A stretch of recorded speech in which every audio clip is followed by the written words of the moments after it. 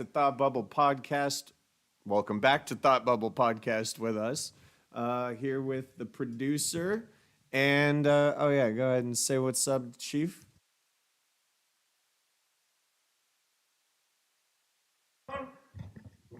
With a producer and Anthony. So today we're going to talk about different generations, right? I'll take Oh, okay. But I just wanted to start off just to give everyone a quick update about last time, just real quick. So I ended up training two of my friends. We'll call them Subject A and Subject B for right now. And Hijack the intro. We haven't just even introduced our guest. I'm sorry. Go ahead. All right, give us a second here. Anyway, back to this. Check this out who we've got with us. A very good friend of mine, Jose, aka Operative. How's it going today, Jose? Going great. How's it? How are you guys doing? Doing all right. Doing all right. How's Pretty good. yeah, how's Vegas treating you? Well, today is actually a birthday of sorts. It's a good thing we're doing this today because this is year number 4 in Las Vegas for me. You've already been there for 4 years? Yeah. So Ben, he moved out in February of that year, and then I moved in April. Yeah, so wait, no. No, because I've been here for almost 5 years. It must, huh? No, you moved in February 2019, and I moved in April. And I was looking at my Facebook memories, and it showed me like checking into places in Las Vegas. Oh, that's crazy, dude.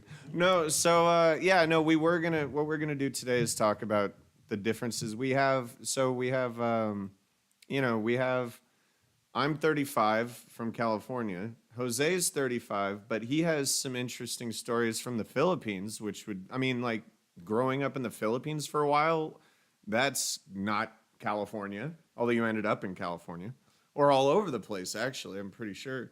But, and then we have a 25-year-old who's, we're just going to talk about like, and really what triggered this whole idea um, was I was just thinking about this one story I always go back to, which is one time when I was a freshman in college. Actually, Jose, I probably already knew you. No, I wasn't a freshman, and I definitely already knew you.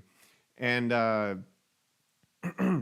was driving on my way to St. Mary's, and I was like, "Oh, my buddy lives in." You remember the what was the right by Moraga Park or the common? What was it? The Commons?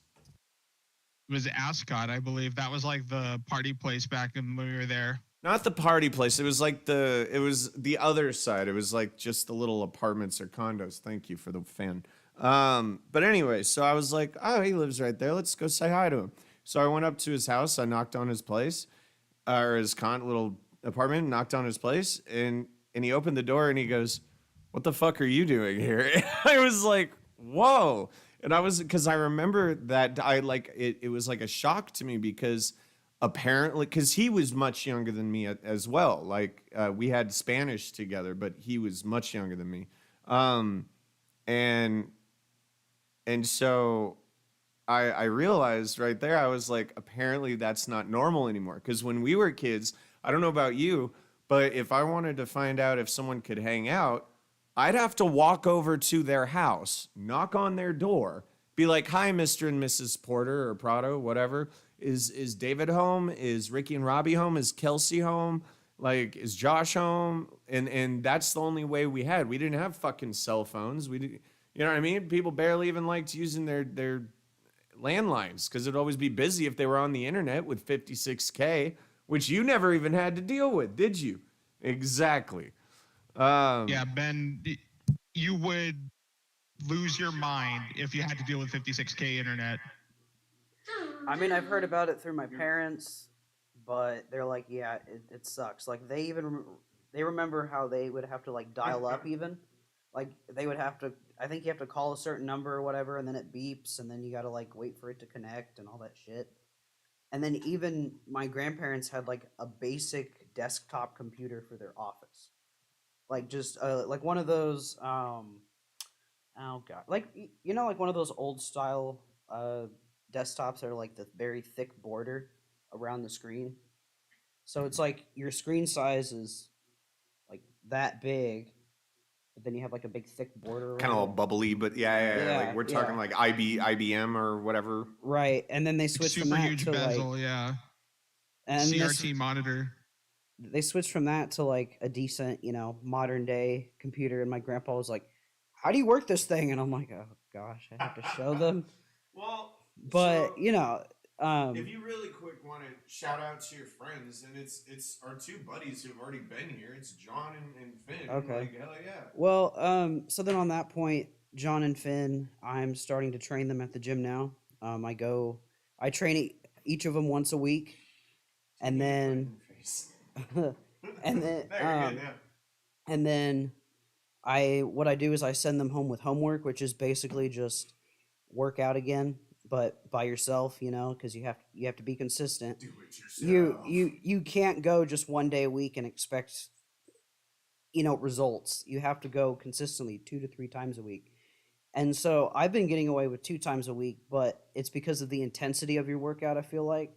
Because I work out hard those 2 days of the week, and then the rest of the week I can kind of just chill, relax, watch what I eat, and it still works.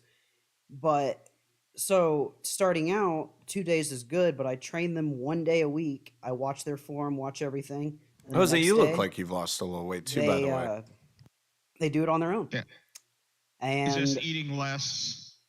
I can't exert myself the same way that you do, Ben, mhm. because I probably collapse. I mean, hey, I built up to doing this. I wasn't this intense when I started out.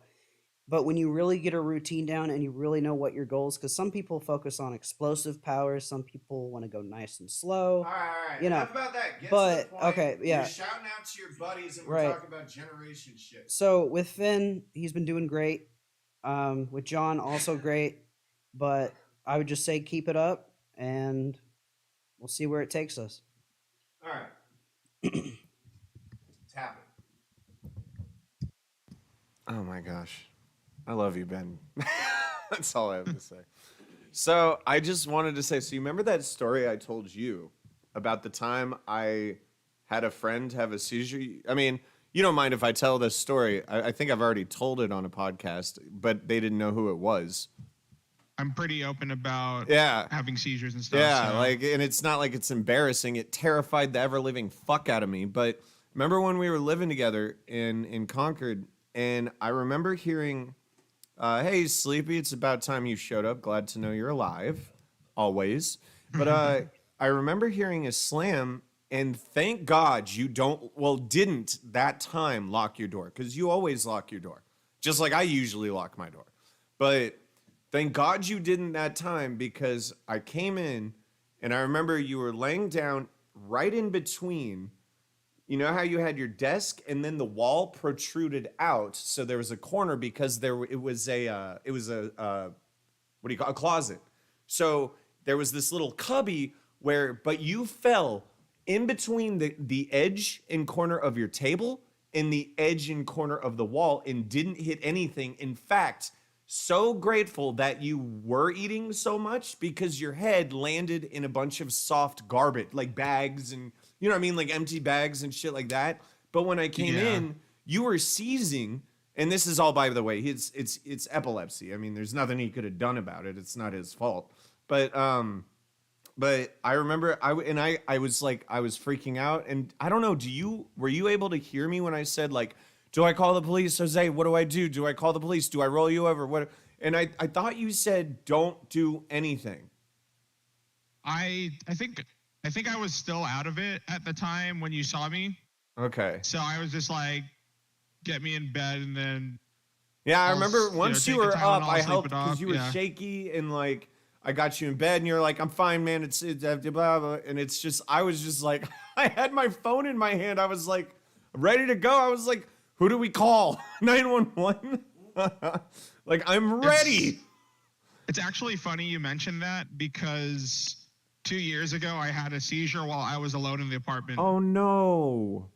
Wait, at our Yeah. not at our apartment. You mean at your current In place?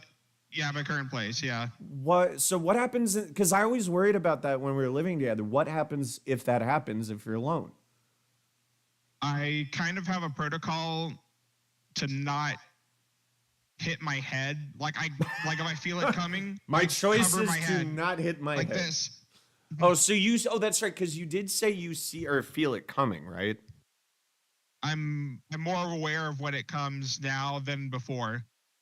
Okay. Okay. Because when I had them as a teenager, I think a young adult, I would kind of still be unaware of when it would come, but then when it did, I just say like throw myself to the floor, make sure I don't hit my head. And the way the seizure you described, when I hit my head or when I landed, The shocker was the fact that you didn't hit your head. You perfectly missed everything by inches, and your head landed Yeah. gently on fluffy garbage, like puffy plastics and shit. I was thinking like if I fell an inch either way, I could have busted my head open. Exactly. That's what I was telling you I was like, dude, you realize you could have died. Thank God you didn't lock your door. Now, maybe this is a good, well, see, medicine comes later in life, but I was going to say, what's a good starting point? Go. Well, I was gonna ask, are you taking any medication for your seizures right now? Yeah, I'm taking a couple of medications. Okay. And since it's like inherited, I can't really get rid of it unless I'm seizure free for a very long time. I think the longest I've gone was like almost 3-4 years. It keeps him from driving, too, by the way. Yeah, sad days. Have you tried CBD?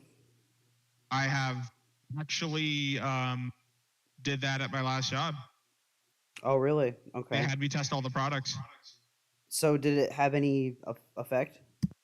I documented everything, and the first night I took it, complete 180 with sleep. Because a lack of Really? sleep is more likely to trigger seizures than flashing lights. Otherwise, why would I live here, right? Yeah, sleep does affect everything. Like even when I was, diabetic and my blood sugars were out of control. If I didn't sleep very well, next day you'd have to work twice as hard to get your sugars down, Like it's sleep is very important to regenerate the body, to detoxify the body. And when that doesn't happen, it screws up everything else the next day. And with prolonged lack of sleep, then that can lead to other more serious conditions. But yeah, I'm not surprised that sleep would, for someone who has seizures, it would affect that. All right. So So, yeah, so I'm thinking, I pointed out like what do we do when we're hanging out as kids, right? So like, look, okay. So why don't I'll just start. When I was a kid, what we did for fun after being adopted, when I finally got to have normal child fun, or just fun, um, we would go out. First of all, we didn't have a choice, Jose. I don't know about you, but our parents didn't give you a choice. They said it's 10 a.m. Go outside. It's 12 p.m. Go outside. You didn't have a fucking choice. Like they wanted you out of the house. They had every right. And guess what? No one was worried about.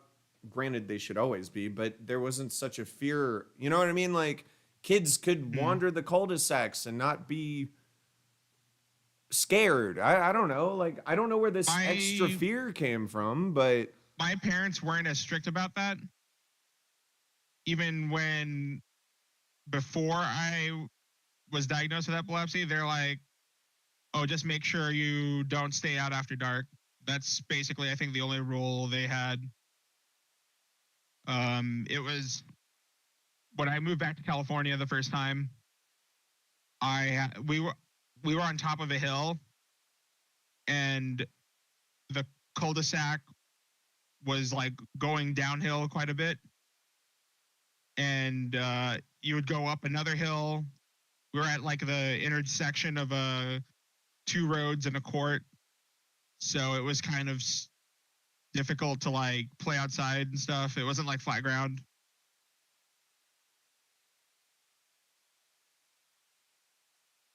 I was saying the detail of this story is like very vivid. Like I'm picturing it. I'm sorry. Continue.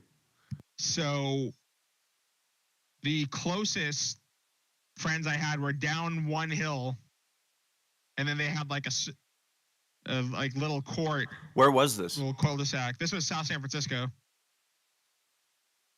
So I would walk down to their house, and then I had another friend who lived all the way down the hill.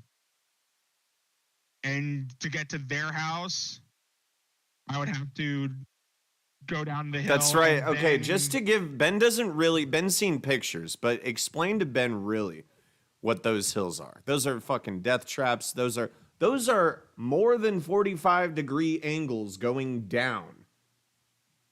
Yeah, can you try to explain it to him? Like they are down, straight down, straight down, straight down. Well, You get the a little street you get a going little up- time of flat ground to slow your roll and not die, and then you gotta go down again. Sorry, go ahead. So like I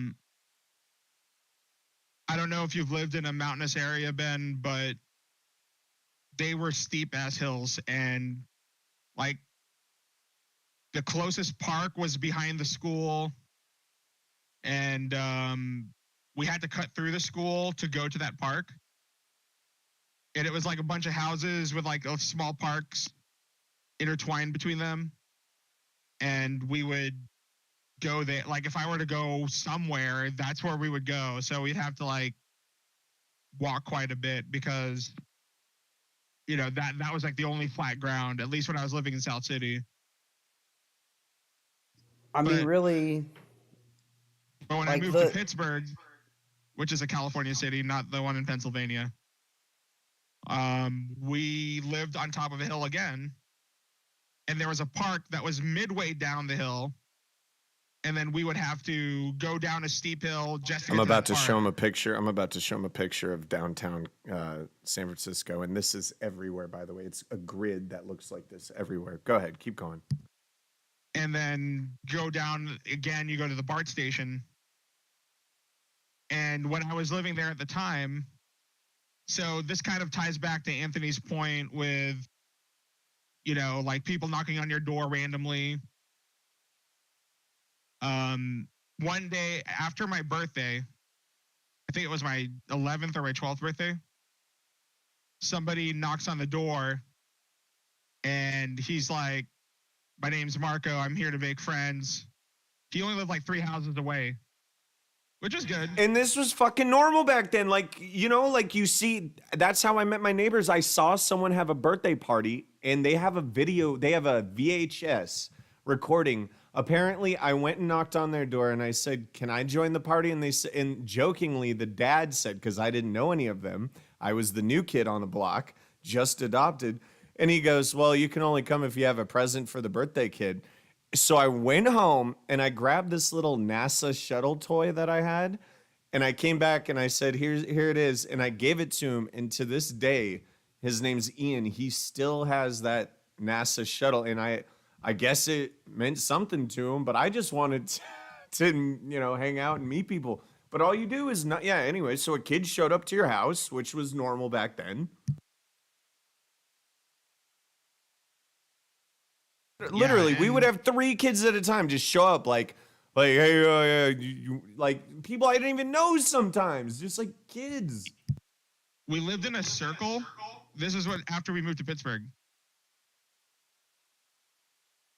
yeah, no, it was the same. Well, I mean, in terms of kids, like, you know, coming over all the time and stuff, it was pretty much like that. Like you would basically just have to knock on your neighbor's door and be like, hopefully they answer, hopefully their parents say yes they can play. You know, you couldn't just text your friend and be like, "Hey, you wanna come out and play?"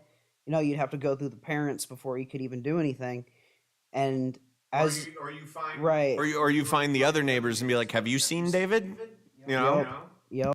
Yeah, it's it's ridiculous how it was so mundane like that because you would know probably 80% of the time you'd walk over there and they'd be like, "Oh no, we're busy as a family, we're doing something."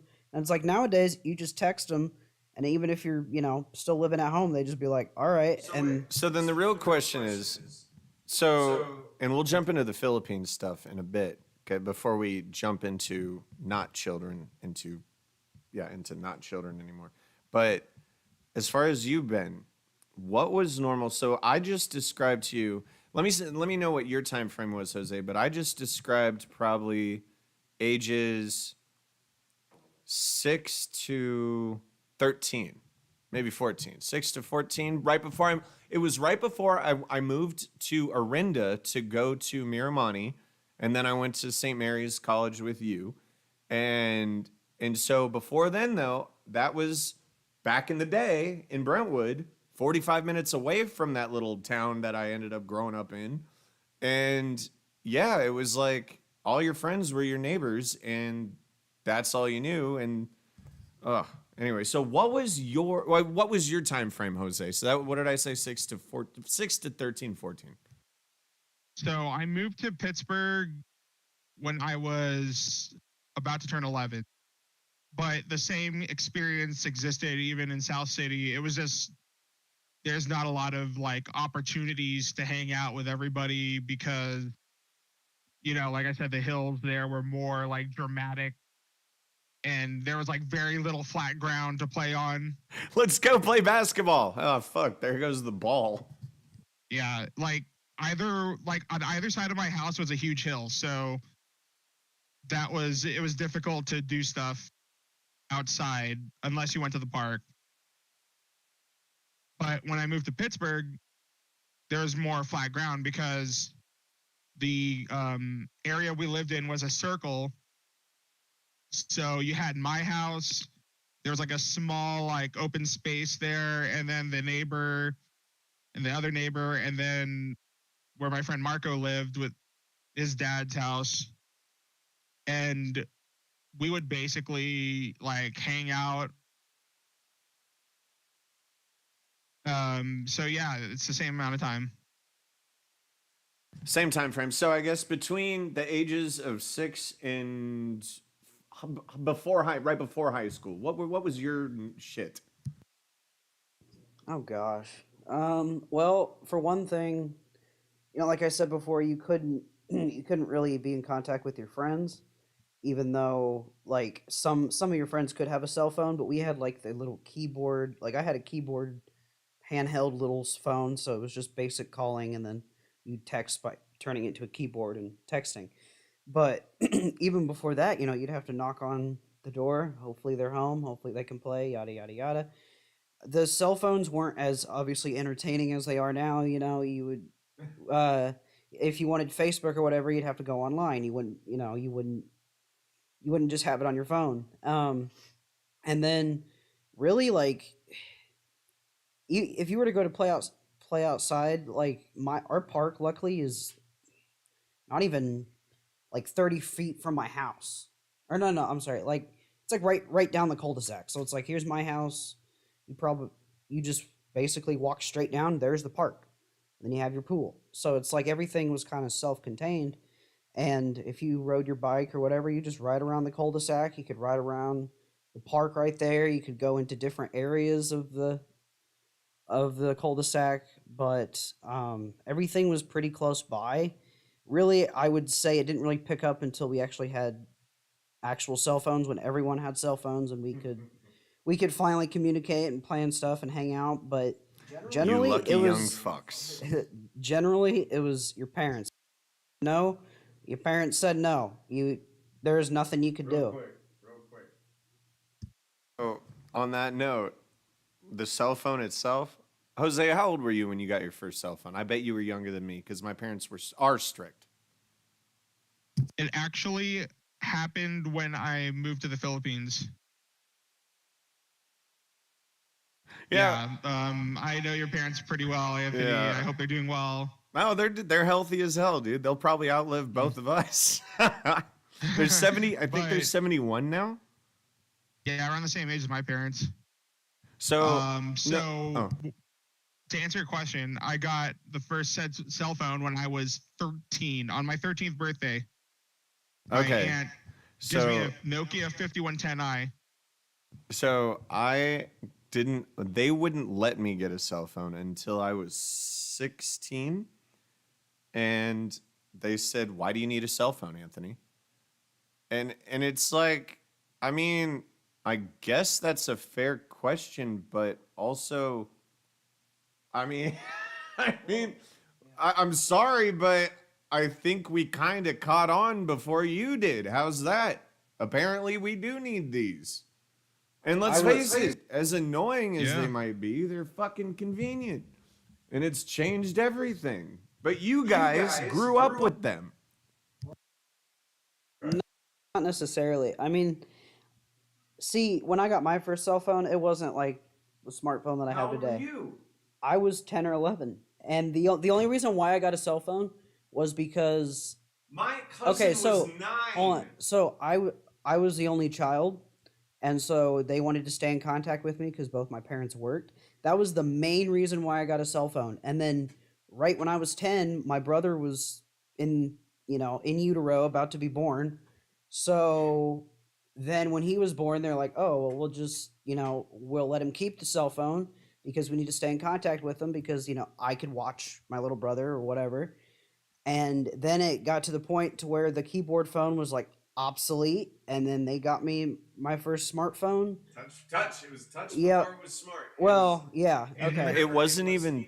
Well, no, so yeah, actually, no, that's right because And it wasn't touch the way they have it now. It wasn't sensitive to So- heat. It was sensitive to push. So I I had like my first smart device was an iPod Touch.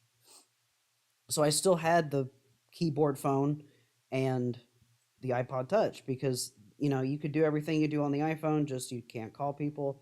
And then I obviously had a keyboard phone to text. So then it got to the point to where I was like, I'm tired of carrying around two things that pretty much do the same exact thing except one critical I think ability. died. And so then I was probably oh god, yeah, I was probably going into high school. So I was probably maybe 14 when I got my first smartphone, and I started out with the iPhone 7, and then that See how was many pretty much generations it. he fucking skipped. Like, dude, we Yeah, stuck. that ages me significantly. So, then. so here, pause, tap yours real quick. I just want to say this, Jose. So, I don't remember. You went. What high school did you go to? What's that? What high school did you go to? What high school did I go to? Yeah. So I went to this small high school named Woodrose Preparatory School. Okay. It was Okay. very Catholic, very disciplinarian. I think it was a time of growth and pretty much I don't know, if I were to get into detail, somebody might Dude, we're burning find up in out. here, man. No, this is what I. He said he needs to bring a fan. This is what I wanted to show you. Recognize it? Oh, hang on. Let me pull up my camera actually. But this bad boy, I still get a lot of comments on it. I still have my wallet. That's my only wallet, the one that you got me from Comic-Con, from Rick and Morty. And yeah, still got it. And I got this. I can't remember his name, but it was Buddy's best favorite toy. The bearded dragon, one of the bearded dragons I had. He would he would sleep on it when he was tiny, and then when he grew, he didn't realize he was too big that he couldn't sleep on it. So he kept trying to sleep on it, and he would just like engulf it, and it was just adorable. But yeah, so I gave it to him, but then he passed away from a brain tumor. But anyway, Aw. I know, yeah. No, he did great. He was such a great dude. He had a wonderful personality, like really. But here's the other thing. So you know how when we were growing up, we had to learn cursive, and we were actually the first age that were introduced to those first classes where you had to learn how to type. So I don't know about you, but when I was in elementary school, elementary school, there was this game it was Super Mario Brothers, but it was for typing. So every time a letter would come, you would type the letter and he'd go boom and he'd jump and hit the letter. And if you got it right, you'd keep going, you know, and it was just that simple, not like a rush to the finish, just learning. Did you just fart into the fan? He just turned a fucking fan on in the podcast room, the studio right in front of him. It farted. Wow. Oh my Oh. gosh. Dude, you dick. It hit me a lot more than it hit you because I just sat down. So the Super Mario Brothers typing game, I remember that pretty well because that was You do. No one else does. yeah, that came out at a time where like we were kind of like learning how to use computers for the first time. So commercial internet came out in 94, which is the year my mom's dad, my grandfather, passed away. And he was a pretty prolific writer. He actually talked about like how useful computers would be back in the 70s and maybe I think early 80s, but he was very into stuff like that. And I was thinking, why did the internet come out when he passed away? Because if he were to, look into that today, he would be I think we would bond over something like that. Like, why is the internet so fascinating and stuff and all that stuff? So, that's something, that's 2 generations before me. And, it's telling me that, hey, maybe generations aren't as different as we think they are. But, when I kind of got older and wiser, I hope, Anthony, you've known me for a very long time, so you can tell if I'm getting wiser or not. I would love to hope so, but we'll have to talk more. We need to catch up more frequently. Yeah, that's partially my fault. I've been kind of in my own thought bubble. If you a little That's bit, but it's okay, dude. You're my best original California friend for sure. In college, you were there. Even after college, you were there. You're still here. Like, So, yeah. yeah. So, But like, as for the typing game, I remember it pretty well. There's also this other like typing game called Mavis Beacon Teaches Typing. That is a huge throwback. I kind of want to write an article about that.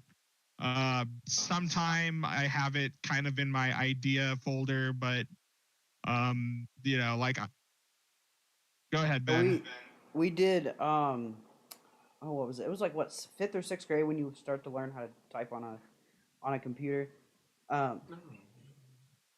think yeah. So we had this keyboard class, and I think we played a game similar to that. Isn't it like where you have to like you would have to hit certain letters, and then you hit those letters, and then it would like at like the right time. yeah, and then you would be able to like I don't know do certain things like move stuff or like I don't know. It was really basic, and then we got to the point to where it was just like speed typing. Like once we got familiar with the keyboard, it was just See, that's beyond us. We were just learning how to use computers. We're old.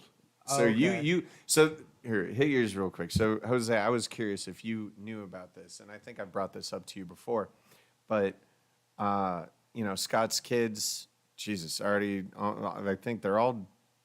Yeah, who cares? They're all very much older now. But when one of his youngest daughters started high school, his youngest daughter actually started high school. She started at the high school Miramani that I went to, and she goes, "Oh yeah, they gave us an iPad. Like every student got a student iPad for all 4 years, or maybe per year, whatever. But or person, I don't give a shit. But they got iPads while we had to write everything down." And I'm not complaining. This isn't about complaints or anything like that. This is the differences between the generations. Because I love the changes that's coming. Like, and if you can keep up with it, I think it's really effective. But I think a lot of people just can't. And they're very old and they're gonna die soon, and we can move on with the generations. Anyway, go on, Ben. yeah. We didn't just start adding iPads into school until like recently because I kind of grew up in the middle where it was like, yeah, we were still writing stuff down, still have to have, binders and folders and all that shit, and you got to keep all your papers together. And then right when I hit high school, I think it wasn't my freshman year. It was, I think, yeah, no, my sophomore year, and that's when they're like, all right, everyone's allowed to bring an iPad. You know, hey, the Your school. own. Yeah, well, hey, if you don't have one, we'll provide you one if you have your own. But here's the thing. Here's how they screwed us over. They said if you want your own one, you have to get one to this specification. It has to be this big, you know, this model, whatever. And so most families couldn't afford that. And so I just had the iPad mini, which I was fine with. I could still see everything. They're like, well, no, that doesn't count. So I literally had to have two iPads. I had the school iPad and I had the mini. So my dad got tired of renting the the school one, and he goes, well, there's no point in you having two. And so, You had to rent it? yeah, She didn't have to rent it in Yeah. Cali. They just gave it to her. and Oh, so, no. and so how we fixed it was my dad's like, I'm gonna get you a new iPad. I thought I was just gonna get the next one up, right? He got me the brand new iPad Pro, the 12.9-inch screen. You know, it basically looks like a portable laptop ago was screen. I got it in 2016, so that was my graduation gift, birthday gift, and Christmas gift. My Hey, senior Jose, what year. year did you graduate high school?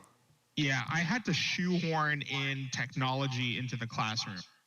So I think this was around sophomore or junior year of high school. This was like 04, 05. I was sick and tired of writing because my hands would get tired. I don't know why. And I would always get tired in class too because at that time I was pretty drugged up on seizure meds. They had me on twice a dose of By the way, we Duracell. want to talk about medications and how fucked up they screwed us back in the early days of the late 90s, Yeah, early we'll 2000s. get to that. I Yeah, have some pretty exactly. interesting things to say about that. But so I had to shoehorn in bringing my own laptop. It was state of the art. It was a Sony Vaio. So like this thing was expensive, super expensive. And I would during free periods I'd actually play games on it. And even during class I would too, because I'm like, what is a game I can play without them even noticing that without them noticing? And I was like free cell, solitaire. Those I could play those while I'm bored. Like I'm I'm splitting my attention. I don't know why. It's like maybe it was like a tactic to keep myself awake because I had to take my medication before I went to school, and that would make me very tired. So I would have to split my time. I had to split my attention on school and on staying awake at the same time. So I, you know, people I guess got salty about it. Is like, oh, why does he get to bring a laptop to school? And I'm like, I think now that I look back on it, it's like probably jealousy, like maybe a combination of that and their parents not hugging them. I don't know. It's really weird. That's a whole other beast to tackle. But I had to bring my own laptop and take notes and everything, and it was way better than any of the school computers, which was really funny now that I think about it. This is bullshit because I wasn't allowed to take a computer to school in high school. Like we Nah, were not allowed. We were my- literally not. Our phones were taken from us if they were turned on or went off. We didn't get them till the end of the day. If you had it, if you had a computer, you could use it at lunch. You know, in certain like the library or whatever. But you were not just allowed to whip out a computer in the middle of a class. Like, yeah, but They you went to a were- different kind of school. Like you went to what, a private like what is it? Yeah, so they didn't. I guess they didn't really know how to handle something like that because it was a char. It was like it was a Catholic school, like charter. It was like a mix of a charter school and basically like all the shittiness that comes with religious fanaticism. So they didn't really know how to handle something like that. And then my mom and my parents would be like, you know, like let them do it because, you know, and then they would begrudgingly agree to do it. And I don't know if anybody else brought theirs, but then I used that as like freedom to like, oh yeah, I can bring whatever the hell I want to school. And I'm like, bring my PSP. I'm going to bring my cell phone. So that was an interesting like time, I guess, mid 2000s. They, you know, technology was just coming to school and they didn't really know how to handle it. So like they had to, you know, kind of make up the rules as they went along. So that's kind of my story about technology in school.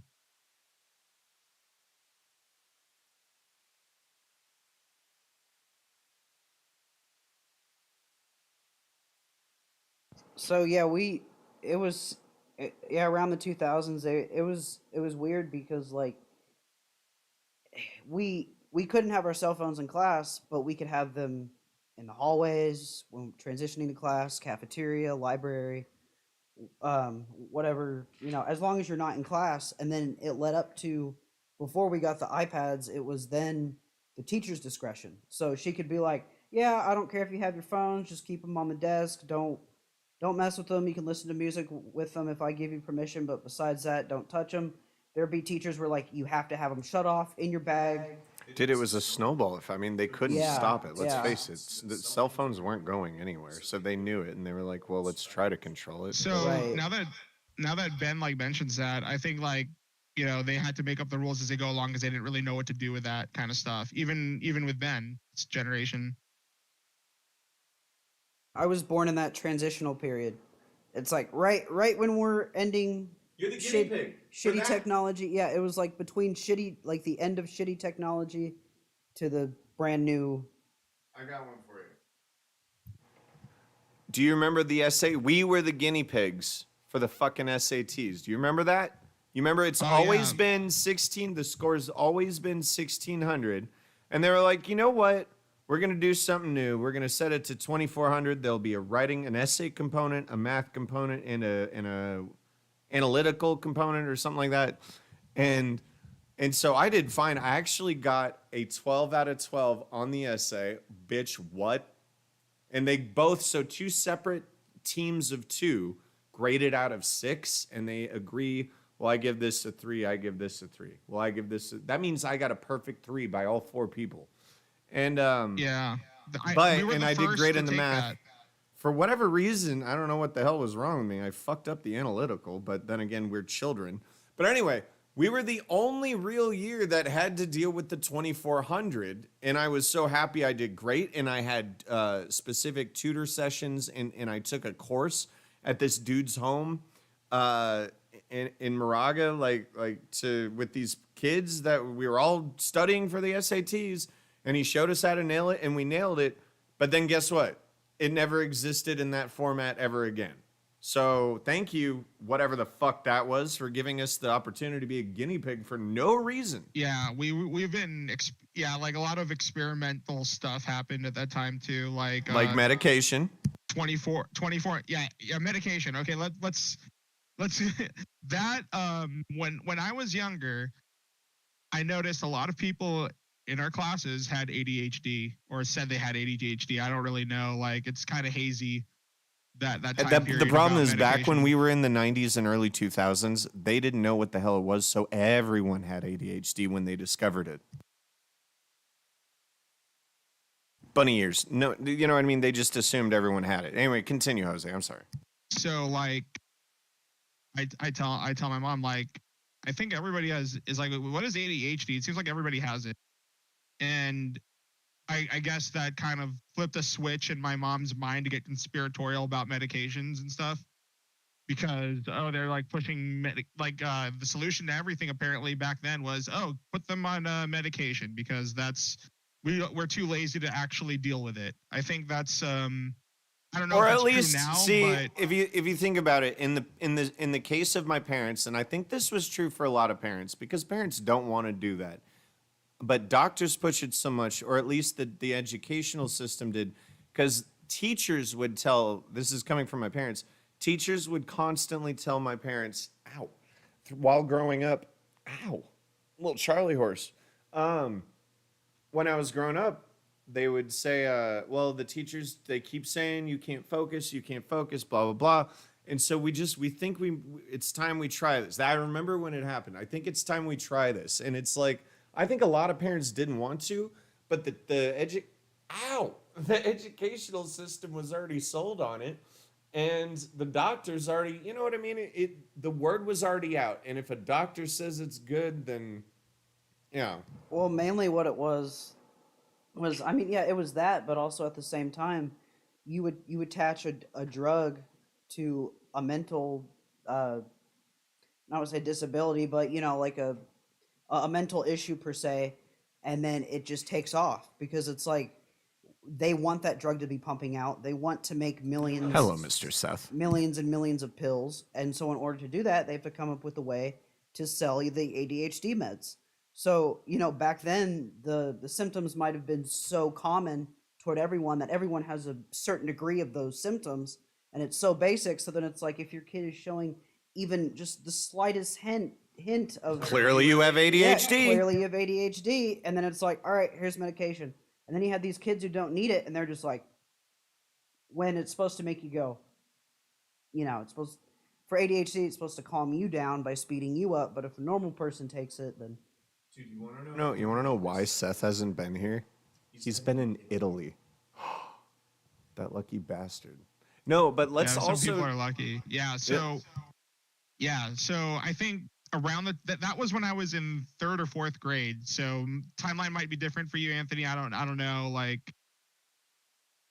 So that was when I was in 3rd or 4th grade, because I don't know, something clicked in my mom's head, say that to get absolutely conspiratorial about medication, because she opposed it unless it was the last resort, which I understand. I think she ended up being right. I think now that I look back on it, because you look at all those medications like Prozac or whatever, some of them have side effects that outweigh the benefits. And I'm not saying don't, take meds, but be a little critical about, all those side effects, because they can really mess you up in the long term. At least that's my personal opinion. I'm not saying that, 100% it's going to actually do that, but in the end, they thought back in the day that, oh yeah, we don't know much about this. I was like, yeah, put them on meds because we get money if they take medication. I think that's kind of my take on it, because if it's actually cured, guess what? No more money. So that's kind of what I thought about it. And I'm not saying that that's 100% true, but you have to be a little critical at stuff about that. So nowadays they're more critical about it and really actually looking into things. And Here, let me say something real quick. all right, go ahead. So when you brought up a good question. I don't know specifically when. I know it was before high school, and I remember I've been on tetracycline, Adderall, Ritalin, Concerta. There was one that gave me a Stratera. That one gave me a seizure while we were at St. Mary's. Actually, it gave me the scar on my eyebrow. But every single one of them, all negative side effects. Paranoia, no sleeping, anxiety, no eating, foot swelling, loss of appetite, itchy skin, everything. I mean, you just keep going down the list. And this is the response from the parents over the years. Well, that one didn't do so great, but there's a lot of good information and research about this one. We could always try it. Dude, they wonder why I am so terrified to even touch pills. I cannot, dude, recreational or otherwise, I do not do pills.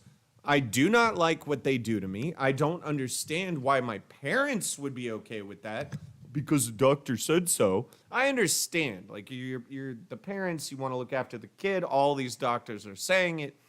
But I mean, wait for other kids to live or die first. You know what I mean? Let other people play around with it and then get on board. Don't throw your kid in this is a brand new pill, Anthony. You should test it. They say it's great. the problem was they would start them on these medications very young, even too young. And so it's like, if the kid were to stick with it and take it for so many years, eventually they're going to get to a certain point to where they're taking such a high dosage. When it stops working, they're going to have to switch them to another medication, and that's all you're doing. Or change the dosage. Right, even when it gets to the point to where you're past that maximum dosage. Because, because there was... at that point, though, real quick, to be honest. At that point, every single medication I've been on, they never try to give you more. They're always trying to see if they can find a way to give you less. I will give them that. They've never, ever pushed more. They've always started me on too much and then tried to see what was good. But the truth is, this is me. I don't want that, whatever that is. Yeah, when I was on... So when I was really, really depressed and they had to put me on, fluoxetine, or sorry, I've never Prozac. I started off with fluoxetine, and that was like that just made you almost too hyper. I've never heard of Like it was designed to basically I felt like I was so like I was thinking fast and I was so just like busy in my head to where I couldn't even like really focus on anything. So it's like like a hyper stimulant. yeah, basically, so you're like hyper stimulated. So I guess you don't think about the depression, or you're not, you're not sitting still. So they to gave you where- super cocaine. I don't know. It was called fluoxetine. I don't know exactly Even what the it name was. sounds wrong. Yeah, Sounds like a And fucking then- drug. and then Prozac was the complete opposite. You take the Prozac and you're like almost you're just you look like you're stoned. And that's the other thing too, Ben, is the side effects it had on all these different people, they were different.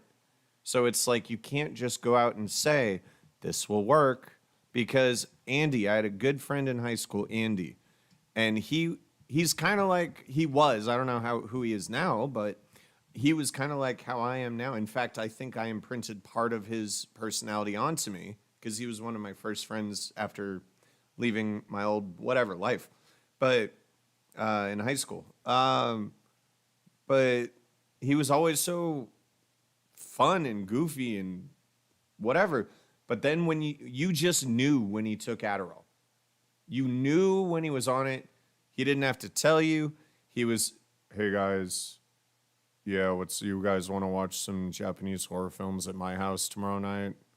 Okay. This sounds like Zach. You wanna watch some James Bond shows tonight?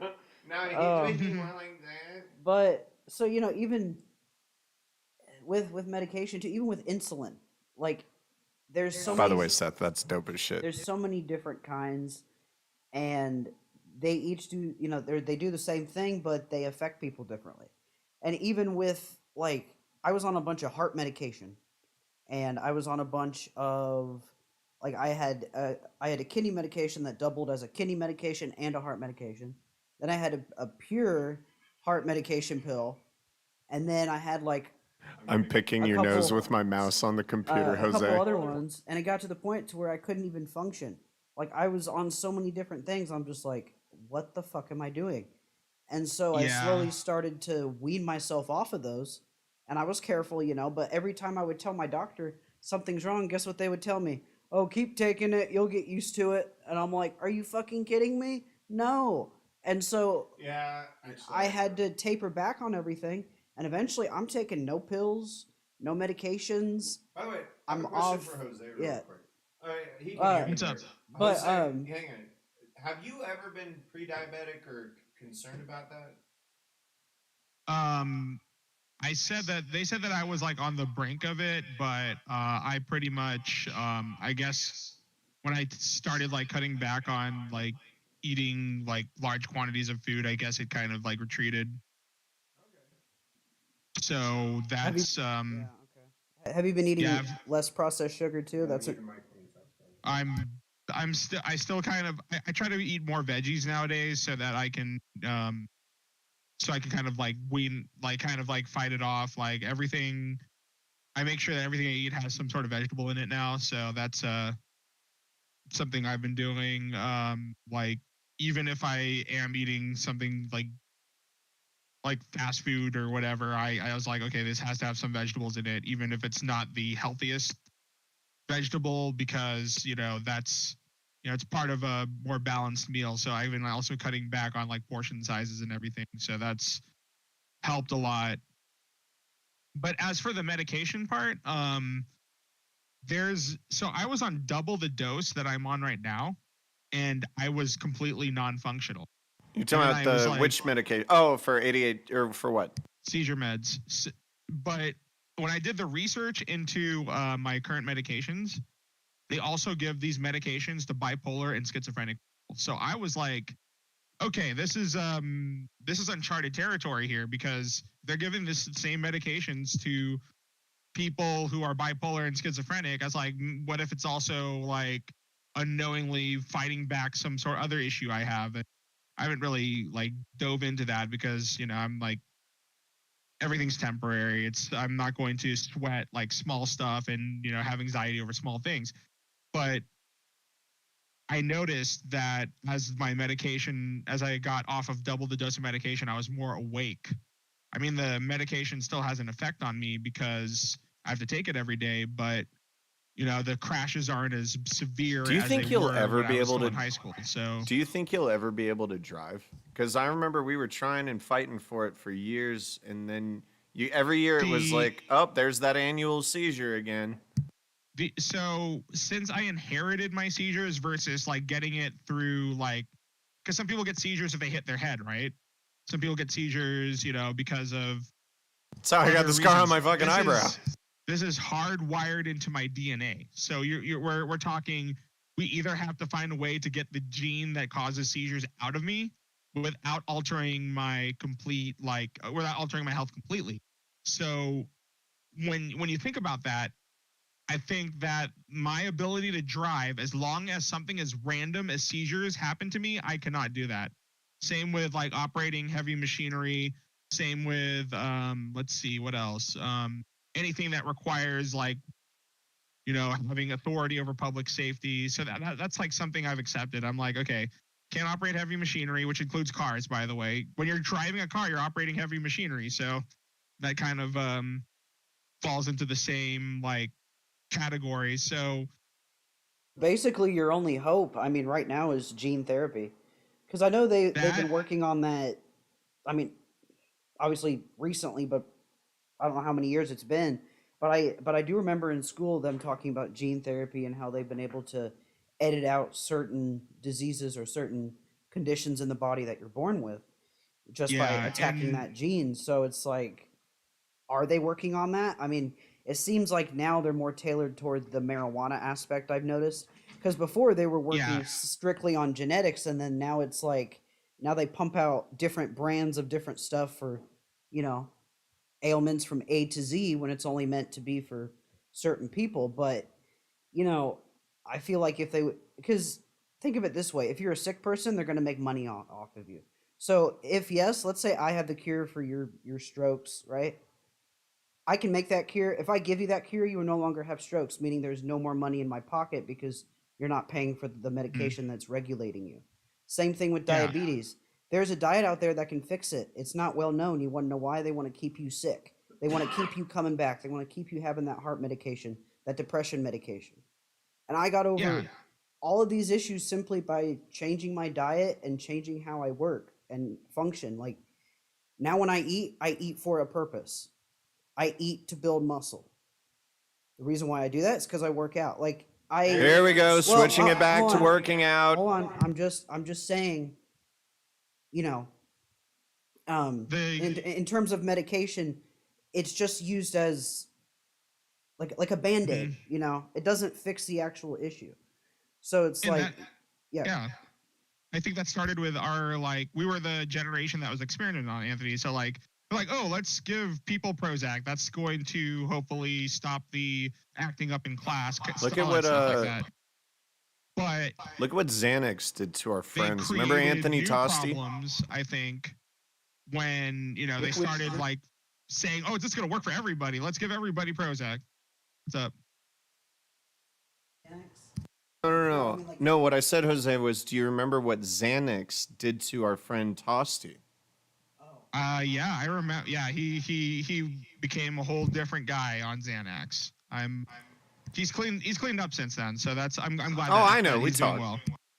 I remember when Yeah. people did Xanax, like they would it would even in high school, people would be like, "Hey, I just took a Xanax one night," and I'm like, "Okay," and all it does is for people who don't need it, you black out, and so That's yeah, what Tosti would do. He would sit in a chair and he'd say, "Anthony, watch me," and then he'd snort 2 bars, and then he'd just pass out in the chair. And I had no idea what the hell was going on, so I just stared at him. I was like, yeah, right. Just imagine that. I'm staring at some unconscious dude in a chair, and I'm like, what the fuck do I do? Then he goes, I'm okay. And no, My- man, like I'm sure him and I would laugh Jesus. about. In fact, I did tell him this story recently. Go ahead, no, yeah, Oh. I'm off. I'm But talking on yours. but No, yeah, it'd be just so so hilarious. You end up calling 911. You're like, hey, my friend snorted some. Oh, never mind. He's alive. Like, dude, I don't know. It's just, and then kids would brag about doing pills like muscle relaxers, sleeping pills, and they'd be like, oh yeah, you crush them up, you snort it. Wait, you just brought up a really good point. Pause it real quick because I was this. Another segue I was going to have is peer pressure. I don't know what peer pressure is like today, but get this, Jose.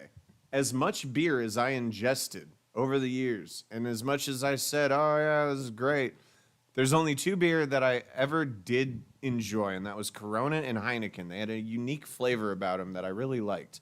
But other than that, the only ever reason that I said, sure, I like beer is simply because everyone else, because when you're a kid, like we were kids, and it was like, even in college, everyone's like, oh, you pussy. You remember that? Oh, you pussy. And People oh, would.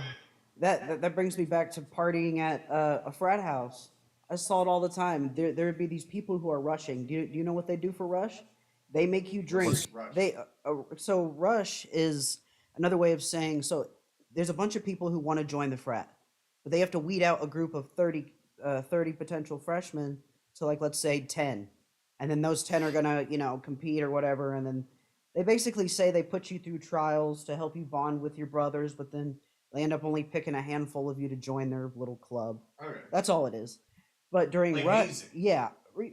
No, he's whatever. I Okay, don't fucking know. but well, at this college, it was pretty strict. Where if you were a part of the school and they hazed you, that's not allowed because these frats were actually like a part of the school, so they weren't like on their own. They could do what they want.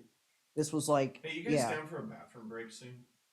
sure. Oh, it's been an hour. Okay. I mean, Probably, yeah. soon. Yeah. So I gotta pee. okay. So these frat places, and so I remember partying. This was my very first party I went to. Honestly, in high school, I was just. Yeah, I never went to a it was- single party in high school. It was hanging out with friends, doing school. That's about it. Not really partying. And so I went to my first party ever. It was in college, and I was like, all right, fuck it, I'll go to a frat party. Let's go. And I wasn't even technically in college yet. I was in a summer program, but I started college like that fall or whatever. And so we had a couple days off, and I was like, look, I'm sick and tired. I've done all my work. I want to go have fun. And so my friend ended up making friends with the frat person, and then they invited us over, and I went and partied with them. And dude, it was like, apparently I passed their test because the first beer I shotgunned, I cleared it all, and they go, because I cleared it and I knocked it out of my hand, and it was empty, and they're like, dude, your first one? Oh my god, your first ever shotgun beer? It's empty, and I'm like, okay,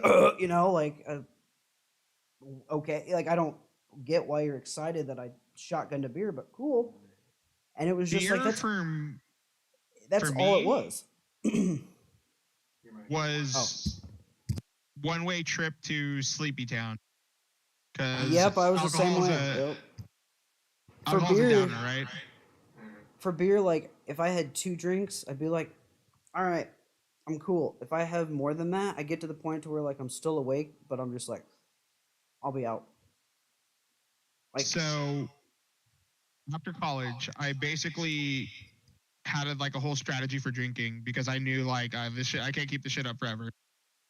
So the first drink I would always get at a bar, Red Bull and vodka,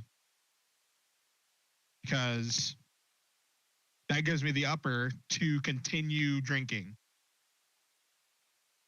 And yeah, that's the very first drink I would always order. And then I would just like go nuts. Stuff was crazy. So like, I always told you that shit would give you a heart attack, and you're still here, so whatever. well, I think only if you drink like 5 or more of them. Like I won't pound 5 in a row or something. That's what I would start with. And I probably wouldn't get another one unless it was like 3 a.m. and I needed a second wind or something like that. But that was a drink I would always start with. That's the other thing. By the way, you don't even really enjoy staying up that late, do you? But till when? Well, like 3 a.m. Like, could you do that on a normal time right now? You Not probably if- could. Not if I probably could, but not if I'd work the next day. Okay, so No. Jose, you remember during college? It was okay, like in college. Okay. it Oh was yeah, just- no, fuck yeah, college, dude. We did an all Let me nighter. finish talking real quick. Yeah. Mute Mike. Ubiquitous. It was like normal, you know what I mean? Like, oh yeah, the party doesn't start till fucking 10:30, and it's like I've never been that dude, you know what I mean? I don't know. Like you always, I don't know, I met you at a party. You were doing the Jose shuffle because you were hammered. And then some idiot dropped or threw a fucking bottle of whiskey. I can't remember the brand. Who cares?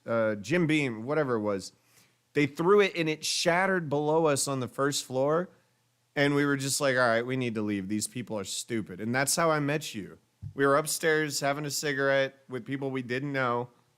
And then we left together because they were insane. Yeah.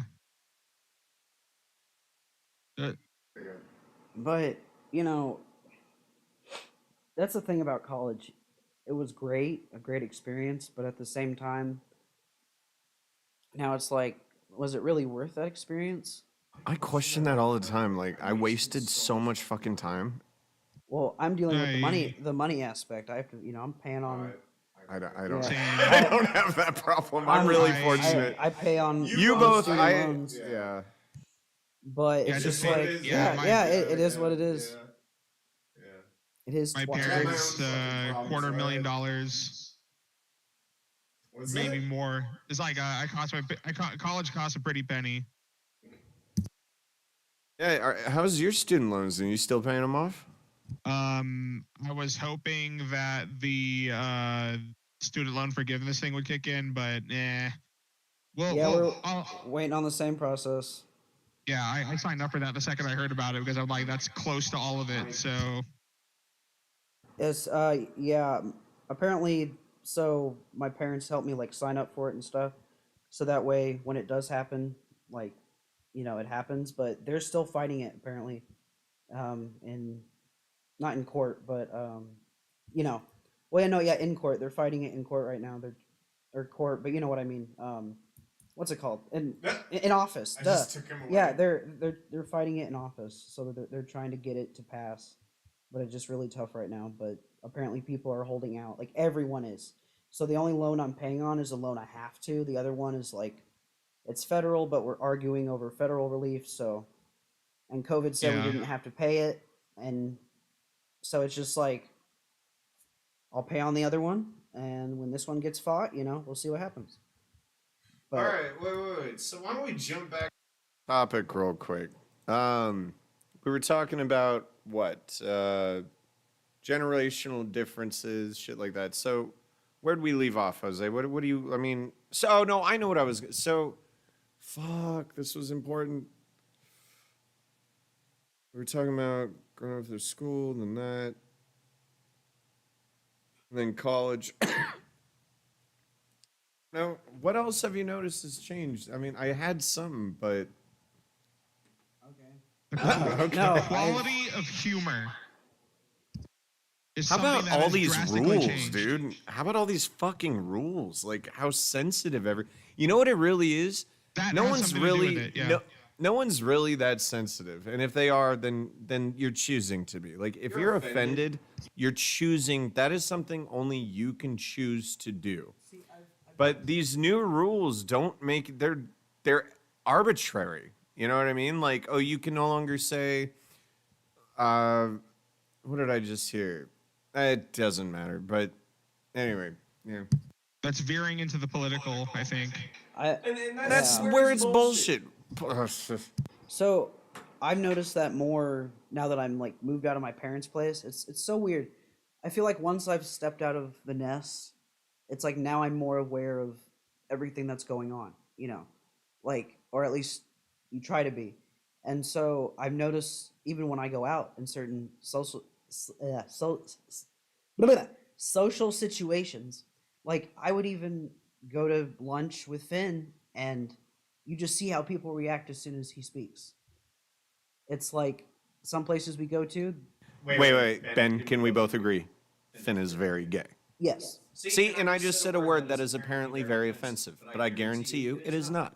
He's very gay. He'll agree he's very gay. We agree he's very gay. He's a great guy. That's not relevant. Well, yeah, I know. You know what I mean? Right. Like, we don't need to throw in like, oh, I also have a black friend. You know what I mean? Oh, he's a great guy. No. He's very gay, and he knows it. Right. And it's hilarious and awesome.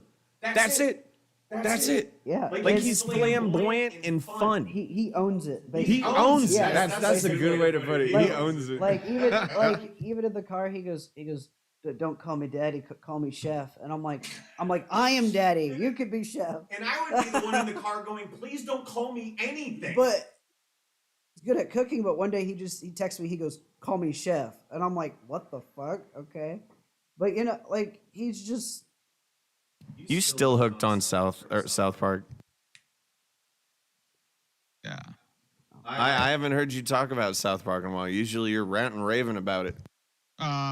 New seasons are kind of They're also 6 episodes long, so How I did guess that they're happen? getting lazy.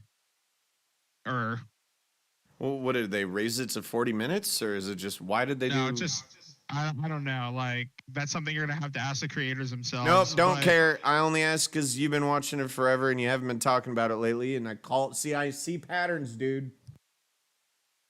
So with Finn, real quick, my point was basically like, even taking something as simply as you're gay, okay, which doesn't mean anything. It's just like, okay, whatever you prefer, It's a whatever. statement of fact. Right. So it doesn't mean anything, but then to some people it means something to the point to where We they didn't call him a dick. right to where they treat him differently. Like Yeah. No, like he's always got a different color hair. He's always you can hear it in his voice immediately. And Yeah. then I'm gonna use the bathroom. You go. okay. So it's like, with him being gay, it's like, okay, that doesn't bother me. But for some people, I'll even notice like the waitresses or the waiters who serve us, they'll treat him a little bit differently than they do me. You know what I mean? Just because of the simple fact that he's very flamboyantly gay and that's who he is. And some people don't like that. And so they treat him differently. And it's just like, why are you doing that? You know? So Why? What did he do? on that point, Go ahead. Ben, I think that like the way some people are very flamboyant about stuff like that, and it's fine. Like you want to own it, you want to be your own person. That's great. So like going back to the generational thing, like now it's more openly accepted and having like a strange like life journey. When I went to school in the Philippines, that was the first time I had like flamboyantly gay classmates. Like they would own it. Yeah, this was 2001, 2002. So they have like, I guess, some sort of special status, I guess. I don't know what to call it. But even then I was like, we're talking about like your gay friend. And I said, well, the first time I encountered like flamboyantly gay people, like people who are open and very animated about it, were when I went to school in the Philippines, because their approach to being homosexual is, we own it. We're very like animated about it. Whereas in the US, some people don't even want to say anything about being gay or whatever. And I think that was Our culture is very sheltered at an early age. We're not allowed to know Yeah. about It's- anything. It gets to the point to where even you'll see kids do it only because maybe the parents shared something like that or shared their beliefs on gay people with them. And so sometimes you'd even see certain kids like they just look, I have a question for you. Now this is getting maybe a little political, but more not even political. No, hang on, no, not what you're saying. You having a tantrum with your mic? You bitch slapping your microphone over there? No. too big. No, so I something popped up on Reddit or Twitter or some shit. Daniel Radcliffe, Harry Potter actor, supports young children being able to identify with like other genders, because, and this is what, now I didn't read the article, so obviously every fucking title of every article is all clickbait, You but worked in the media. I can definitely. but hang on, confirm but that. yeah, exactly. Yeah. When you work in communication in college and media, exactly. It's all lies and bullshit to get you hooked in, and then you get one little bit of truth. But the point is, now, whether it's true or not doesn't matter. The concept is interesting to me because I completely disagree. Not because I don't care if it's true or not. Let's pretend it wasn't Daniel Radcliffe. Let's say I said it was Bob Joe. Bob Joe thinks young children, if a 5-year-old comes up to you and says, Daddy, I know my name is Sam and I have a penis, but I'm a girl. Well, the quote that Bob Smith said was, I trust that children will tell us the truth about who they are. Now, let's just say Bob Smith really believed this. Isn't it just as simple as, hey, dumbass, their brain is not even nearly close to development to understanding what that even means yet? And that's what's happening because what are we doing in our school systems now? Now we have to explain. The problem is we have Well, these. No, hold on. I wasn't done. The problem is we have these extremists saying, be gay, be bi, be all these other things that don't exist, but we're going to pretend they do. And then you have these idiots in the parent group, the educational group. They're like, we don't want these books at our school because it promotes pedophilia and or homosexuality and blah, blah, blah. You know, they're actually trying to ban the Bible in a Utah high school district, a whole district, because the Really? Bible promotes homosexuality, sodomy, pedophilia. Okay.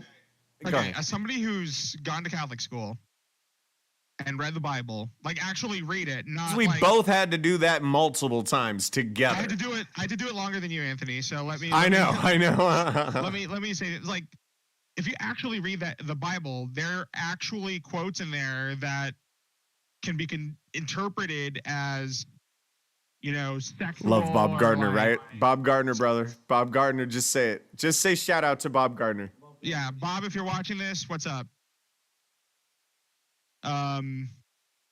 So, like, there are like when you mentioned that, I'm like, why would we ban books? Like, isn't that something that was done away with ages ago, and then now they're trying to bring it back? And I'm like, you gotta go exploring. You gotta find your own meaning in life.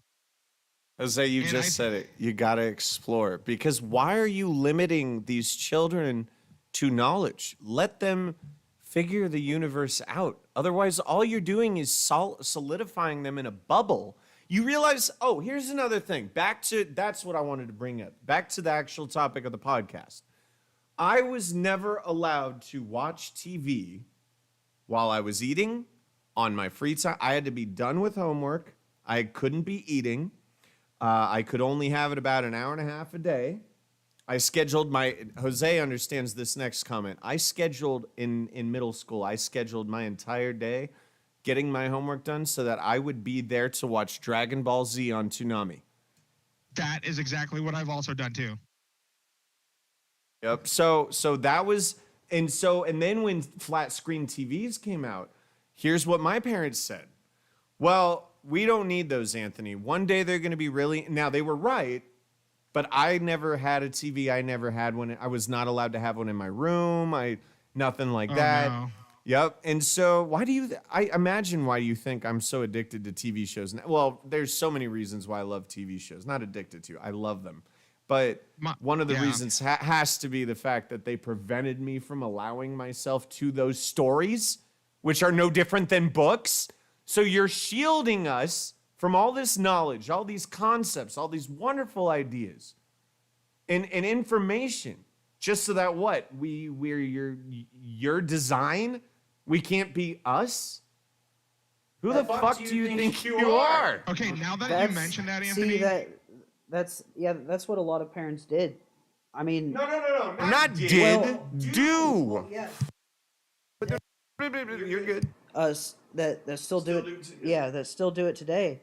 But what happens with that I would is say all parents to an right. extent. I mean, yeah, they want to leave some type of imprint. They want to raise you in a way to where you're the right kind of person, but parents don't understand there's a balance, you know? Like you can try to teach your kid to do A, B, C, and D, but they might be the type of kid who does A and B, skips C and does D, you know what I mean? Or they go from A to D, you know?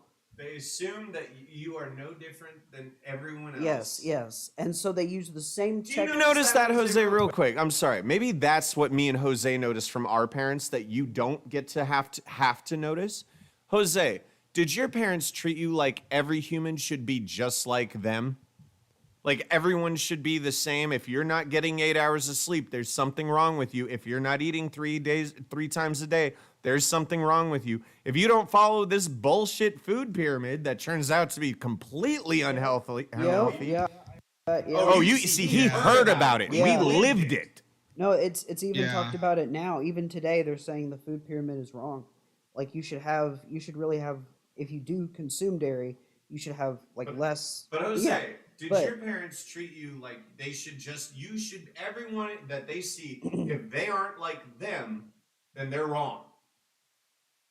So my parents were kind of split on that. So my dad's like, oh, as long as you're not in jail or stealing drugs, Wait, for you everything's too? fine. My mom is like, yeah, it's like, oh, yeah, I gotta go to college, or you're gonna be asking people, do you want fries with that? And she would do this to the point where, like, I guess she would automatically think differently about people who didn't have a college degree. And now it's like unpopular that's my to go dad. to college. That's my mom. See, Yeah. see, Ben knows. He knows. Okay. Well, see, here's the thing. It's even weirder when your parents get divorced and they start having their own parenting styles. Because so let's see. I was 10. They had my brother. Then 2 years later, my sister. So it would have been I was probably 14. Yeah, 14. I was turning 14, and it was the summer of my 8th grade year, and my parents divorced. And so when my parents divorced, eventually they start branching off to do their own like parenting styles. Because you're no longer living in one household, you're living in two households. And So yeah, they could when you develop get- their own like idea. Yeah, so when you get two different perspectives on everything, and they're two completely different people, and you have to bounce between those worlds, and you do something at your dad's that might be allowed, but it's not allowed at your mom's. Like for example, oh dude, this was funny. So my dad didn't care if I cussed. It's like, I don't care if you cuss. You can cuss around my friends, but just don't cuss around your mom. And so when I did that one time, I knew, even though I was at my mom's, I did that. And that caused an issue because I couldn't jump from, Let me maybe you can explain it real better. quick. Yeah. No. Go ahead and mute your mic real quick. So it's actually a really basic, and we've actually talked about this on the podcast before when you first moved in. And Jose, I noticed this with one of my lizards. I only moved one lizard. And then my leopard gecko back when I was a kid. But have you ever moved a pet from one house to another? And have you seen how they react, no matter what kind of animal? So my lizard and gecko, they would spaz the fuck out. They'd be jumping on the glass, trying to it's like normal. So no. It's really this simple. Every time an environment shifts, you try to adapt with it. That's that transition of adapting. It's total chaos because you have no idea what the fuck's going on. So you're slowly trying to figure out like, okay, what's around me? What's going on? What are the new rules? And then if it keeps changing back and forth, imagine doing that nonstop. Like I've moved 16 times in my entire life, and every single time it's a nightmare, and it gives you trauma, and it's fucking ridiculous how you have to adapt with all this new shit. So like when my parents officially moved out, and they were separate, like there'd be times where I went from staying into a house to staying into an apartment shared with two other people that my dad lived with, and we'd like go, and he had the loft area, so we could have like a little house up there, so we were kind of in our own, we were isolated. But my dad lived in Look at camera blood. he okay, so my dad lived in an apartment, and that was that's living differently, especially if he has roommates. And so he had other adult roommates there, and so I had to adapt to people who are not in my family living at my dad's house, basically. And so it was funny because, like, I guess one of his roommates played DS or had a bunch of video game stuff, and he had a 3DS, and I had just the regular DS, but I wanted the 3DS. And so my dad was like, maybe maybe you could ask him if you could play it, just ways for us to get in touch with them, because they're good people. It's just they're strangers to us. And so there was one day, I just walked in. I was like, can I play on your 3DS? He's like, yeah, sure. Just a kid. He's like a 35-year-old guy. He's just like, yep, here you go, play on my DS, have fun, just don't break it. I'm like, cool, but I had to at first adapt to other people who I'm not used to. But then I could go to my mom's and be like, all right, I'm fine. I've lived with these people. You know what I mean? Jose, you remember Pokemon Red and Blue, and you had to link up directly into the Game Boy Colors? Yes. I never had Pokemon. Well, on I the used to game. play baseball, basketball, and soccer for like 12 years, all of them. And no, I'm just a quick note, but we would every time after the game at baseball, our team would get together and just trade Pokemon and shit like that. And oh wow, But life would be so different that so when you have one parent that's Democrat, one parent that's Republican, then they have their own households. Yeah, the Republican. Oh. Oh boy. Yeah. What? This The mom? Yep. Ben probably had the more interesting childhood, I think. Oh my gosh, I'd have to hear stuff from both sides. What'd you say, Zach? I was like, now that Ben's mentioned his parents' political affiliations, I'm just like, oh, this is gonna get good. It got to the point to where when there were elections, I'd hear aspects of both sides. I wouldn't even have to watch the election with them. I just sit next to them. They'd be talking about different issues. I'm like, oh, these two people are married. They have completely different views on life and how our country should be ran. This is interesting. How did that even happen? Opposite politics. Not even. Yep. One's gay, one's straight. Well, no. Or bi. Yeah, bi. Yeah. Yeah. So Match made in heaven. I don't know how it worked. They apparently they were best friends. They were best friends from a young age. Alright, so it was probably it seemed. They grew up together. They dated. They married. They had me. And then had two more kids. And then after that, Wait, they had you and then got married? they had me in college. So I don't know if they were married or if they just got married, but I don't know. Who cares? Yeah. Anyway, So yeah, so living with two different perspectives in two different households for another 15 years, or no, 10 or 11 years, because I'm 25 now. But anyway, having all that time living in two different households and experiencing two different lives, it's like, wow, how do you adapt? And I would say how I adapted, I did them both. I tried to juggle them both. I've taken aspects from both. I guess I can't really consider myself being Republican or Democrat because I don't affiliate with either one of those. I just personally feel like we should try to get to a middle point. If we can't, we just need to be more agreeable with each other at least. But that hasn't happened in so many so many years. So it's like I feel like we need to have a party that's kind of in the middle, because clearly just having Democratic and Republican, we hate each other to the point. We don't talk about Yeah. politics. on this Okay, fucking but show. yeah, right. Okay, Yeah. right. But my point is, we can't.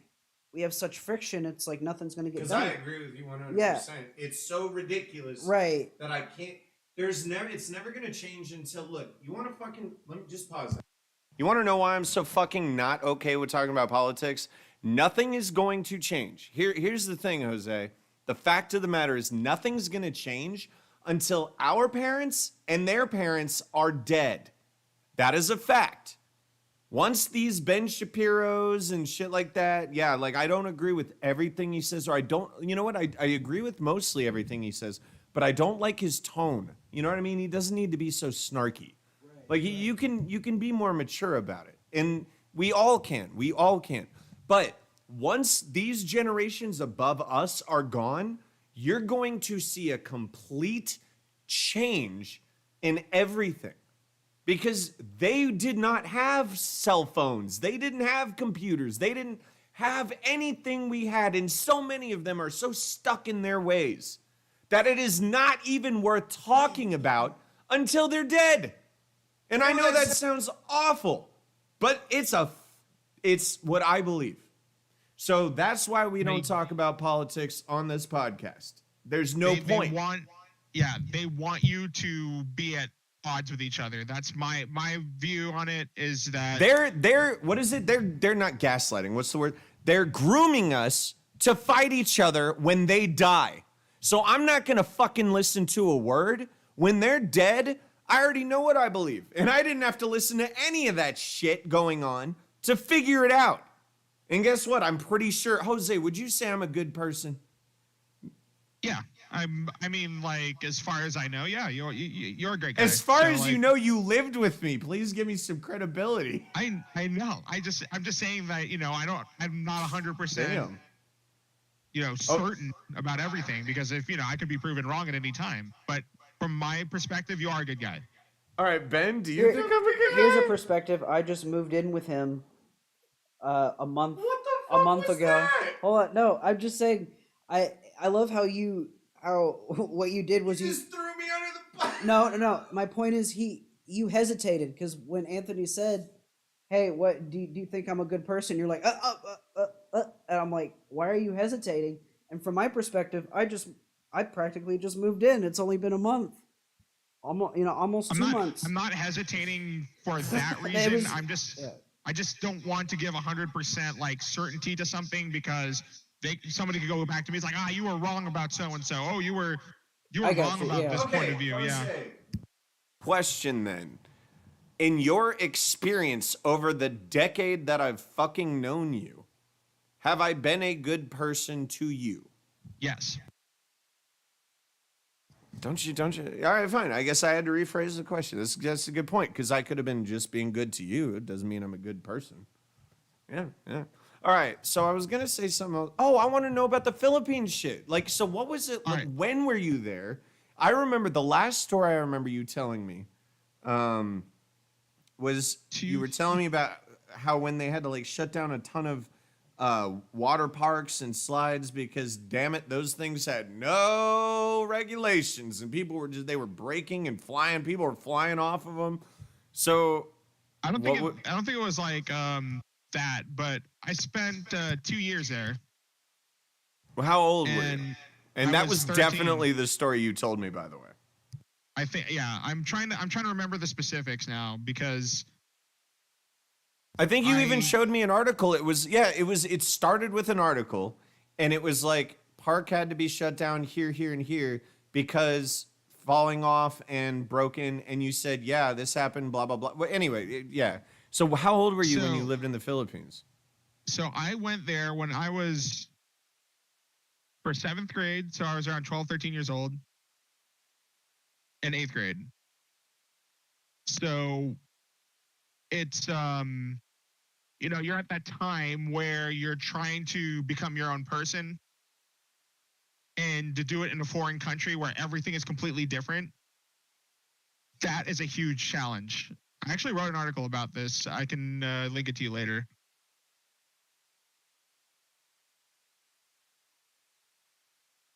So I basically grew up in trying to become my own person in a completely different environment.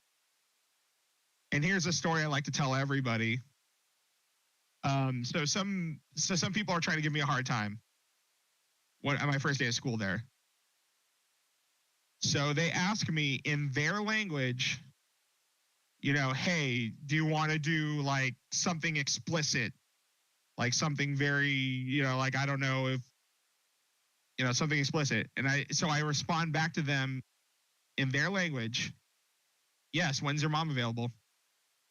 And they completely I remember when you told me got that story. shocked I think you've told me and their that story jaw 4 dropped. times. But yeah, I And remember. I'm like, yeah, don't. It's like you thought it's like you thought I didn't know how to do that. Well, it's a dialect of Tagalog. It's called Ilonggo. And that's my my mom and my dad grew up on islands where they spoke that, but my dad How lived many in dialects Manila. do they actually have there? Hundreds.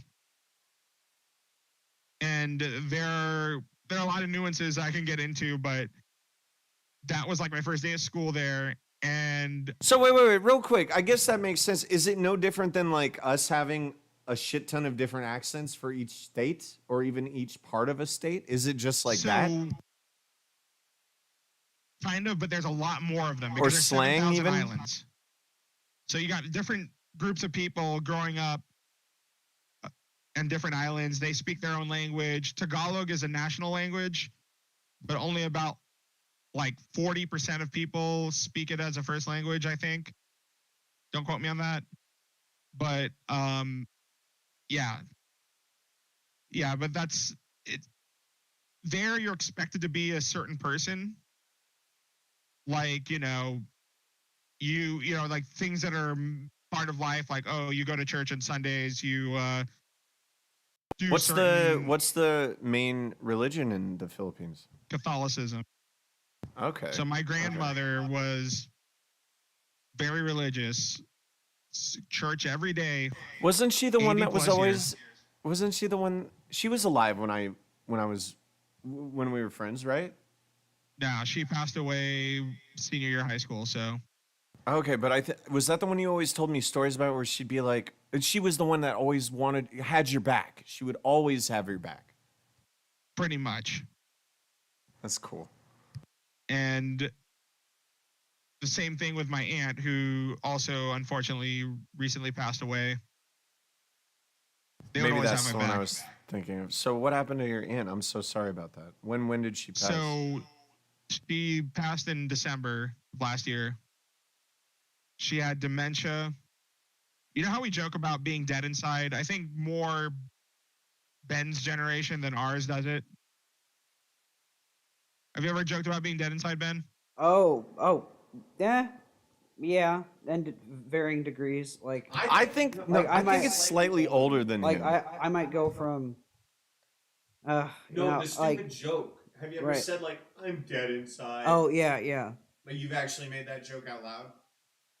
No, really, we're asking. like That's what he's asking. like once, but Okay, not. So what he's saying is there were full groups of people that would just be like, "Ha, I'm dead inside," like really as a joke, like, but it was just some stupid like.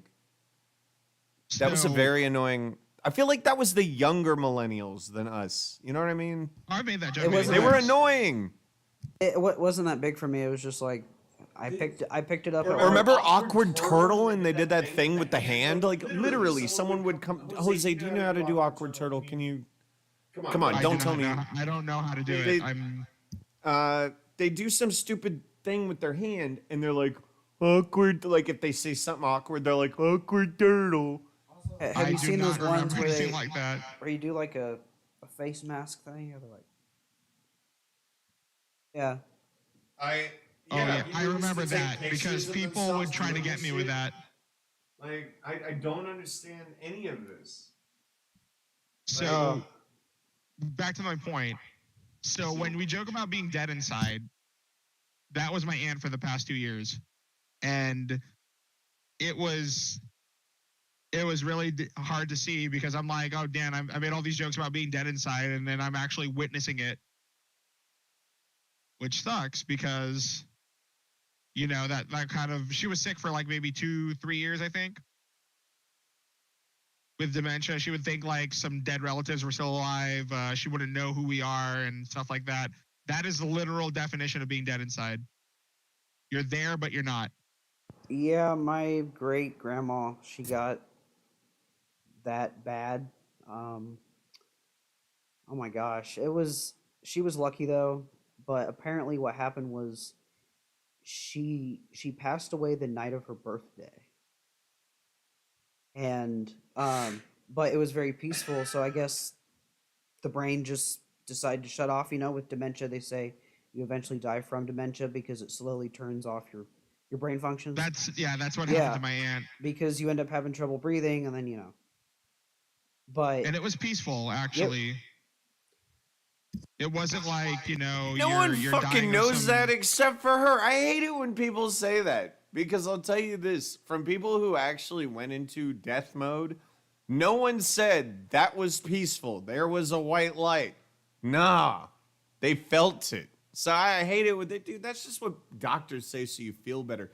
Even doctors tell you that's what they say to make you No, feel better. well, my dad and my cousin were taking care of her when she was in her final days. So that You wanna they both go said that. peacefully, be on morphine, all right? Maybe was she on painkiller They, I don't have, yeah, I don't know. Because if that's the case, Yeah. then I agree. That's going peacefully. yeah, they Sure. they kept her pretty drugged up. Okay. All right, then she Oh. was going out with a bang, dude. Like it She was, was like, "I see heaven, motherfucker. but It's she right was- in front of me." I think what sped it up was she was in one nursing home that just kept her drugged just to control them. That's the method they would But use. it's what do they call it? They call it A no way home. What do they call it when it's like that's it? It's the end of the line. So like you make them feel as comfortable as possible. What's that? hospice Yeah. care terminal. Okay, yeah, no, but it wasn't that. It wasn't there Oh. yet. It was strictly just a nursing home. Oh. So it was just like, look, we had to put her in a nursing home because the daughter was getting too, or my grandma was getting too old to take care of her, taking care of my great grandma, and so they put her in a nursing home. And the first one they had was they kept her drugged up. Like I remember going to see her, and she didn't even recognize me. Like she was so drugged up. We'd be like, "Oh, hey, Ben's here," and she'd be like, "Oh, hello," and she thought I was like 10 years old at one point. And I was just like, "Oh, hi, girl." It's like she's there, but she's not, and it's just like you're just staring at her shell almost. Like, It's terrible. yeah. And then she eventually went to a better nursing home where they didn't do that, but you could see from the effects of prolonged keeping a person drugged up, she was starting to come back, and then I think after a year after that, it was like she turned her next stage, and then that night. Yeah. So I don't know if it was like I don't know if she had dementia. It might have been the drug, like the effects of the drugs over. But I think she might have been. I think she had some symptoms of dementia, but I don't know if that's what actually, Yeah, with my aunt, it was pretty full blown, and I guess like to accept.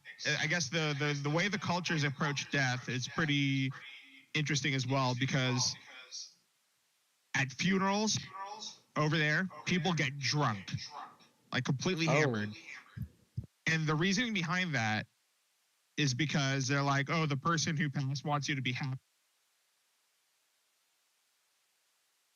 So like, you shouldn't mourn their passing. You should be happy that they're in another place. I think that's what kind of like the approach to death is there. like celebrate their life. Yeah, like So you life get- celebration. Because I've noticed it happen here too. They're like celebration of life for so and so. Like they had those. Like when a friend of ours passed away over here in Vegas, we just all went to like a dim sum at his favorite restaurant. So that was like a celebration of life for him.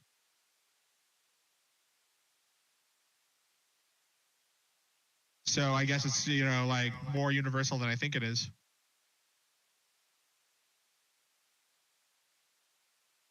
I'm trying to think of what else we could talk about. Jose, what have you been doing for fun these days? Any What have I been Comic doing for Cons fun? or Well, BlizzCon's coming up, so that was going to be the first one in 4 years. So I'm what kind of, what happened in the last 4 years? So 2020, you know what happened. 2021, you also know what happened. 2022, I guess they weren't ready yet, and now they're ready. Okay. So And yeah, not Comic Con, BlizzCon. That's right. Yeah. I mean, Comic Cons have been going on too in person, but I'm just like, I don't have like Yes. super strong like fandoms to anything except for maybe a couple things. So How you feeling about WoW these days? I know you're still well. You were glued on it. I don't know how you're feeling these days, but I don't. I just don't. It's Yeah. I admire your tenacity and dedication, but I don't see the point anymore personally. so nobody from the old guild wanted to come back. So We're I'm talking about like, World of Warcraft, by the way. so I'm like, I told my friend Sam, it's like, hey, remember when we rolled for the guild? And he's like, yeah.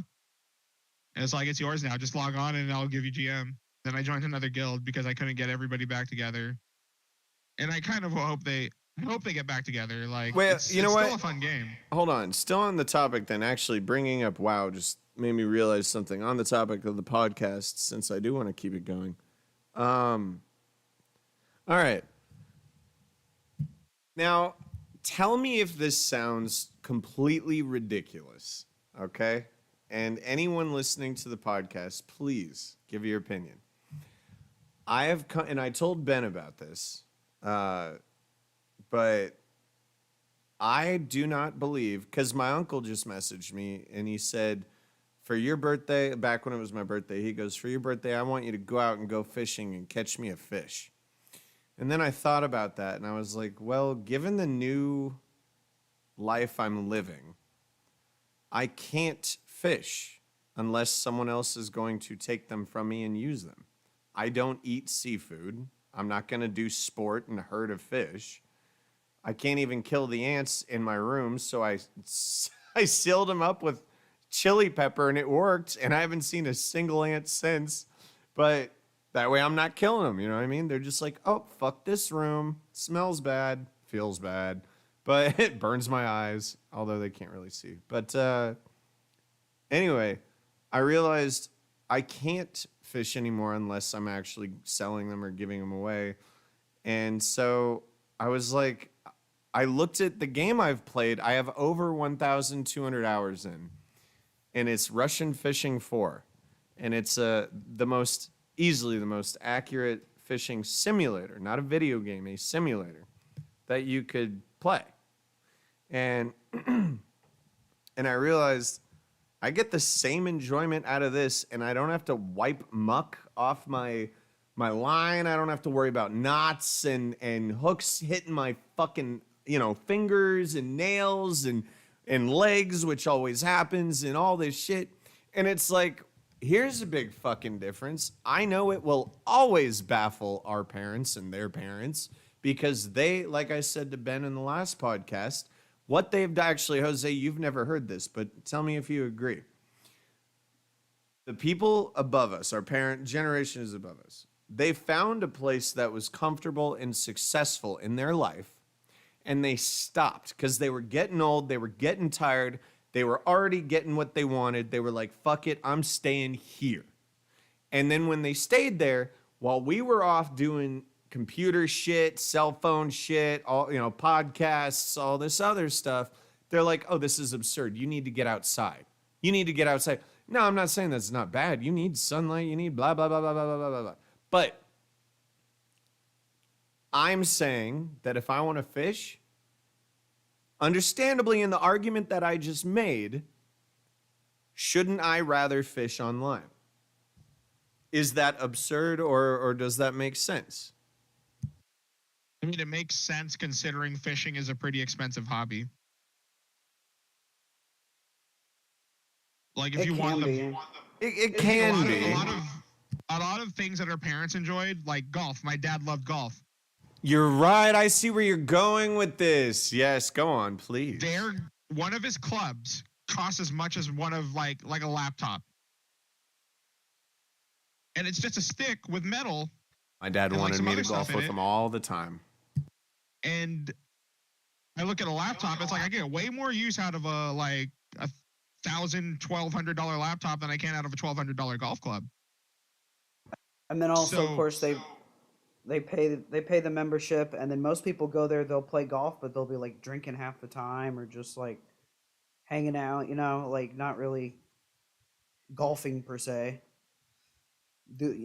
Sport. My parents, Jose. They've always been country club members and shit like that. Yeah. And it's strange coming from both realities because, before I was adopted for 6 years, I knew nothing but abuse and and poorness and moving around all the time.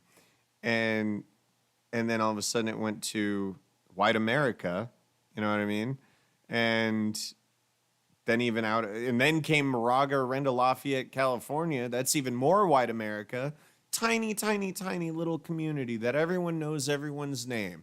Dude, you know how many times I ran into my own parents at grocery stores or anything at that? Like, oh God, don't ever grow up in your hometown. That's for sure. Like, when you go to college, go to college. But always do community college 2 years and then university 2 years. Much cheaper. Yeah. Don't do it's, what Jose and Benjamin did here. I went to Vincennes, Indiana. Almost. I I got don't my. even know what that is. Jose, Okay. have you ever heard of Vincennes, Indiana? I know it's a place in Indiana. That's all I know. Yeah, I got about a 3.5 hour to 4 hour buffer Yeah, zone heard. from my parents, but that's where I went to college. Was it good?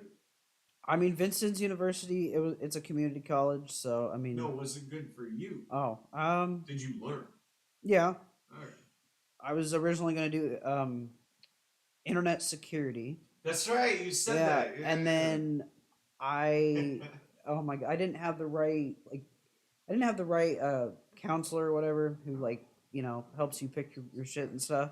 And so she put me in these two classes that were tech classes, but it turns out she wasn't even a tech counselor or advisor, whatever you want to call them. And because my mom signed me up for this certain program, put me with a different advisor, so she didn't know what she was doing. And apparently I was placed in like classes that I wasn't supposed to be in. You bring up a really good point. It ended up me dropping, so in order to save my grades so I could stay in college, I had to drop those classes and change my major, and then so that way they wouldn't be on your your transcript or whatever, your grades. And then if you fell under a certain average, you'd have to leave. If you were above average, you could stay, whatever. And so I did that, and then I was able to stay because I changed my major, and those two lowest grades, a part of my major, dropped off my total score, didn't count. And so then I switched to fitness, or I said personal training. But that was mainly because that was something else I was interested in, but that was kind of like to keep me going, And I realized out of all the classes I've taken in college, there was only 2 classes that actually benefited me toward my major. Let me ask you real quick. So you talked about counselors. So here's my high school counselor, Jose. Was that high school counselor you were talking about? College. I think they're called advisors. Yeah, Okay. advisors. I meant advisors. So before that, though, it reminded me of my high school counselor. In high school, I think when I was a junior, I was supposed to talk to her when I was a sophomore, and then they didn't assign me to one, or yeah, it turned out to be a her. But anyway, I didn't have one, and I didn't really give a shit, so I didn't bring it up. Didn't even tell my parents. I didn't understand, you know what I mean? Here's how the system works. You're telling us we need to do this. You're not telling us why or what for or how it's important. You're just saying, report to camp counselor immediately or high school counselor. No, I don't even have one. So cool, I'm out. Hang on. Your mic's not even on. No, so I'm sitting there and I get one. My dad starts yelling at me when I was a junior, and he's like, "You're telling me you haven't had a counselor?" And I was like, "Well, they didn't give me one." And then after all that debacle, I go and I meet up with her, and she gets to know me for one day. And then the next time I see her, she goes, "Based on how you do in school, I'm going to say you're looking at community college or maybe a state school or, and it's like, really? Because you know me so well. You were supposed to know me about a year and a month ago. But you only know me for But you knew me for one day. What, for like an hour? And that's it. But suffice to say, they were wrong. And that made my dad so angry. Oh my God. You know what he wanted? Yeah. Jose, I'm pretty sure he did. I'm having some weird memories. I think he did come in and talk to them. Because I remember He's sitting like, in the are office. you telling me my son's a complete moron or something like I'm that? not kidding. I'm not kidding. I remember sitting in the office and being totally scared and freaked out and like embarrassed and like what's going on. And I don't remember anything coming of it, but it was just like he was so mad, dude. And then all of a sudden came the trips to colleges in Utah and Texas and Colorado. And, you know, it was like, we're flying everywhere, Anthony. Fuck what they say. I'm going to show you all the colleges I think you could go to. But hey, man, I ended up at St. Mary's and I got to know you. So, anyway. Yeah. So, what was my point, though, as far as. I think it was like, you know, like counselors not really knowing you and then making all sorts of like assumptions about you. Yeah, but what did it relate to? I guess I don't know. But that is true. I don't know. Well, I don't know. How did you? Oh, I was gonna ask what were your counselors like when you were younger? They're very in tune with Jesus. Let's just say that.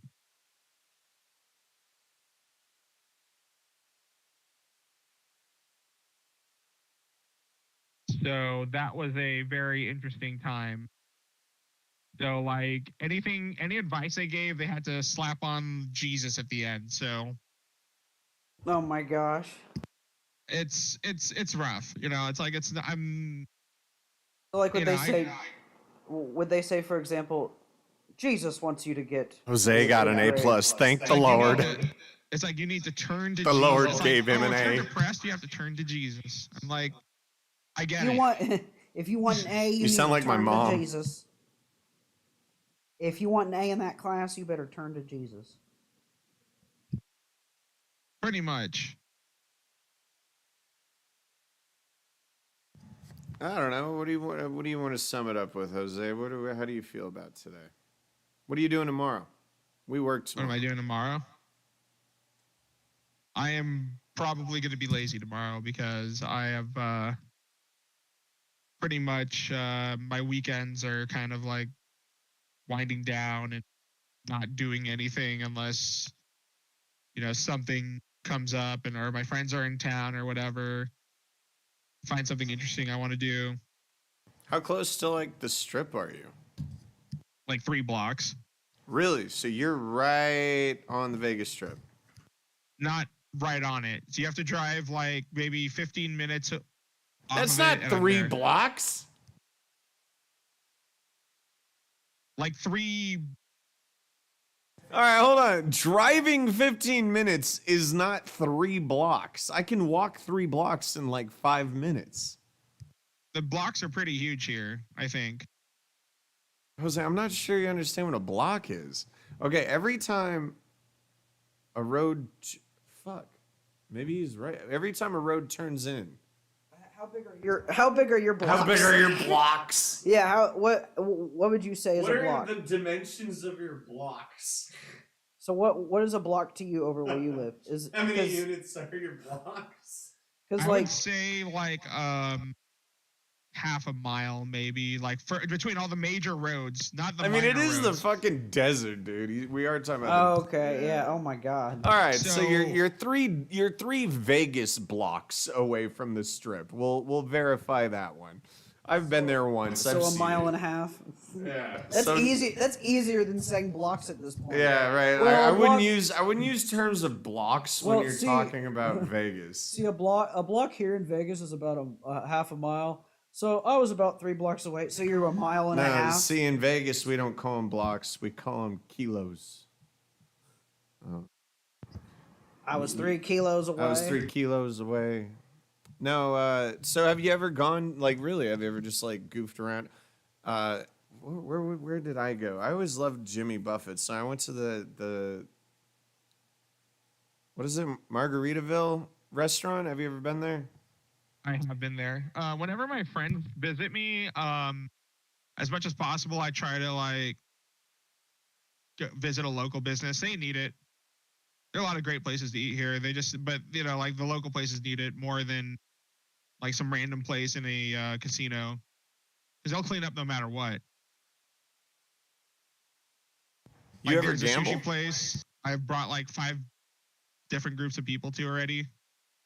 Do you ever It's like, gamble? Gamble? No, I was taught that gambling was the devil. Yeah, I don't So do no gambling because I know I'll crypto, no lose. NFTs, no none of that shit.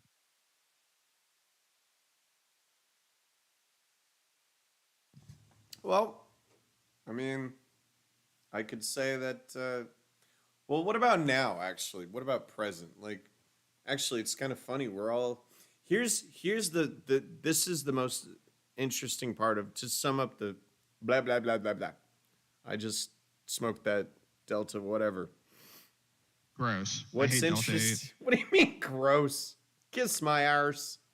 Um, No, I smoked it once and I got a headache.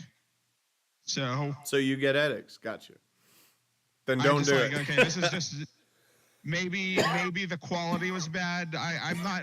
I'm Doesn't open to giving it matter if another you get chance. headaches. Don't do it.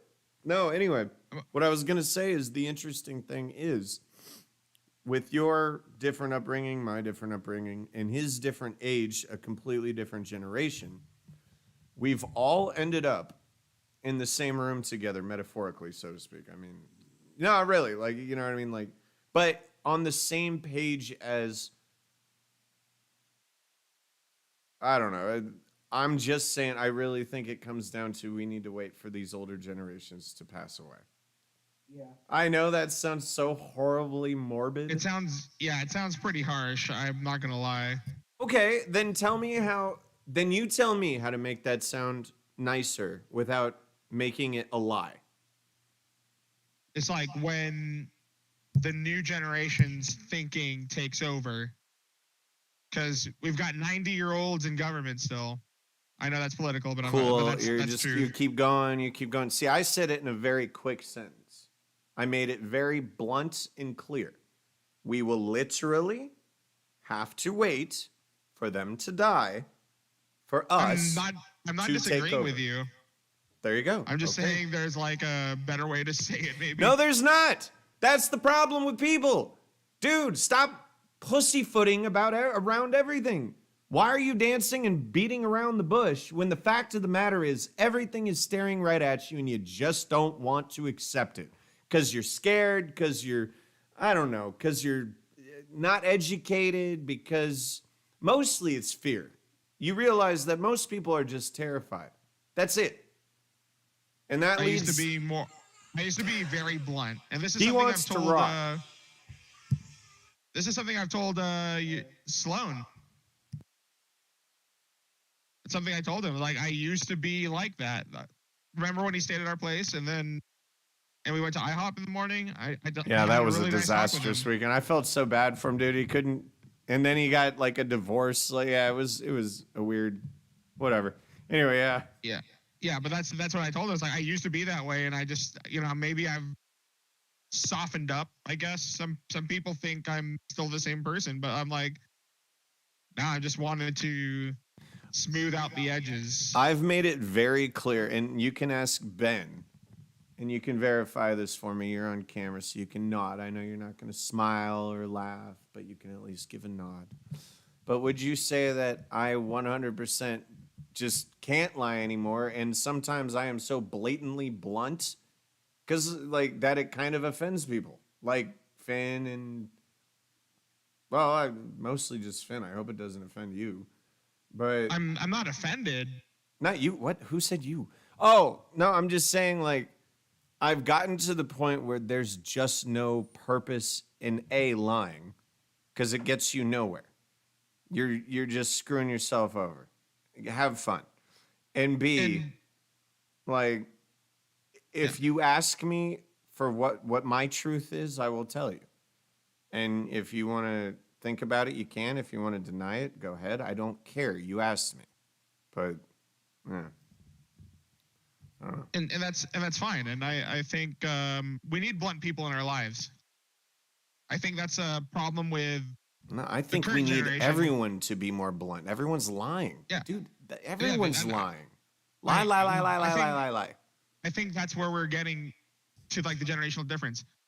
Before, our parents used to lie to us and tell us we were special and all that shit. And nowadays, it's been taken to some sort of crazy extreme. You're like, oh, we can't tell them that. That's going to trigger them. Participation points. Yeah, but like, you know, I'm actually thankful when people are blunt because, you know, having those people means in your corner means that they're going to take off your your rose tinted glasses and be like, here how it is, take it or leave it. Let me ask you something real quick, Jose. So I'm not going to repeat what I said to you, but you remember what I said to you the other day, correct? And I assume Right. you know what I'm referring to. I have an idea about it. Okay. Yes. So you understand that that was straight up, full on, 100% blunt, but honest. Correct.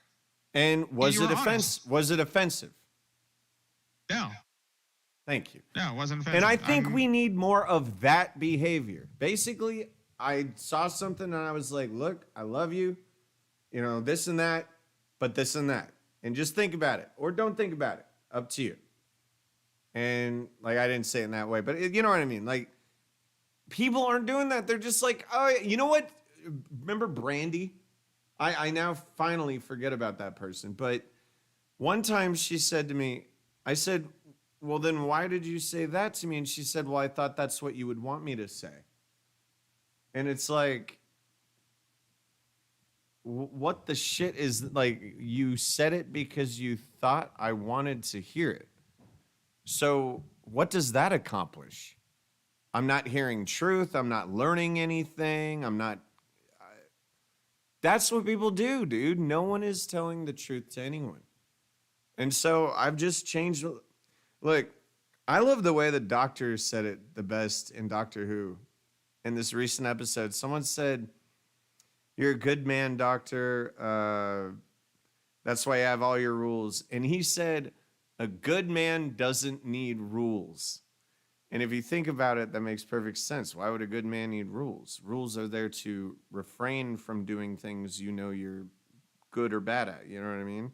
So when I say I'm not going to lie anymore, it's because I was so good at it that it was hurting people I loved and myself. And it just digs a hole. A lie is literally digging, grabbing a shovel and fucking just starting to dig. And you just keep on digging. But I realized from now on, dude, why am I like, I love it too. It throws people off so much. My mom has no idea what the fuck to say because she asks me questions and I'm like, yeah, no, I didn't pull those. I didn't pull those weeds and I'm not going to. And she's like, well, like, yeah. All right. So here's my take on it. As long as your intent is good, then you can say whatever the hell you want, I think. First of all, you know my intent is always good.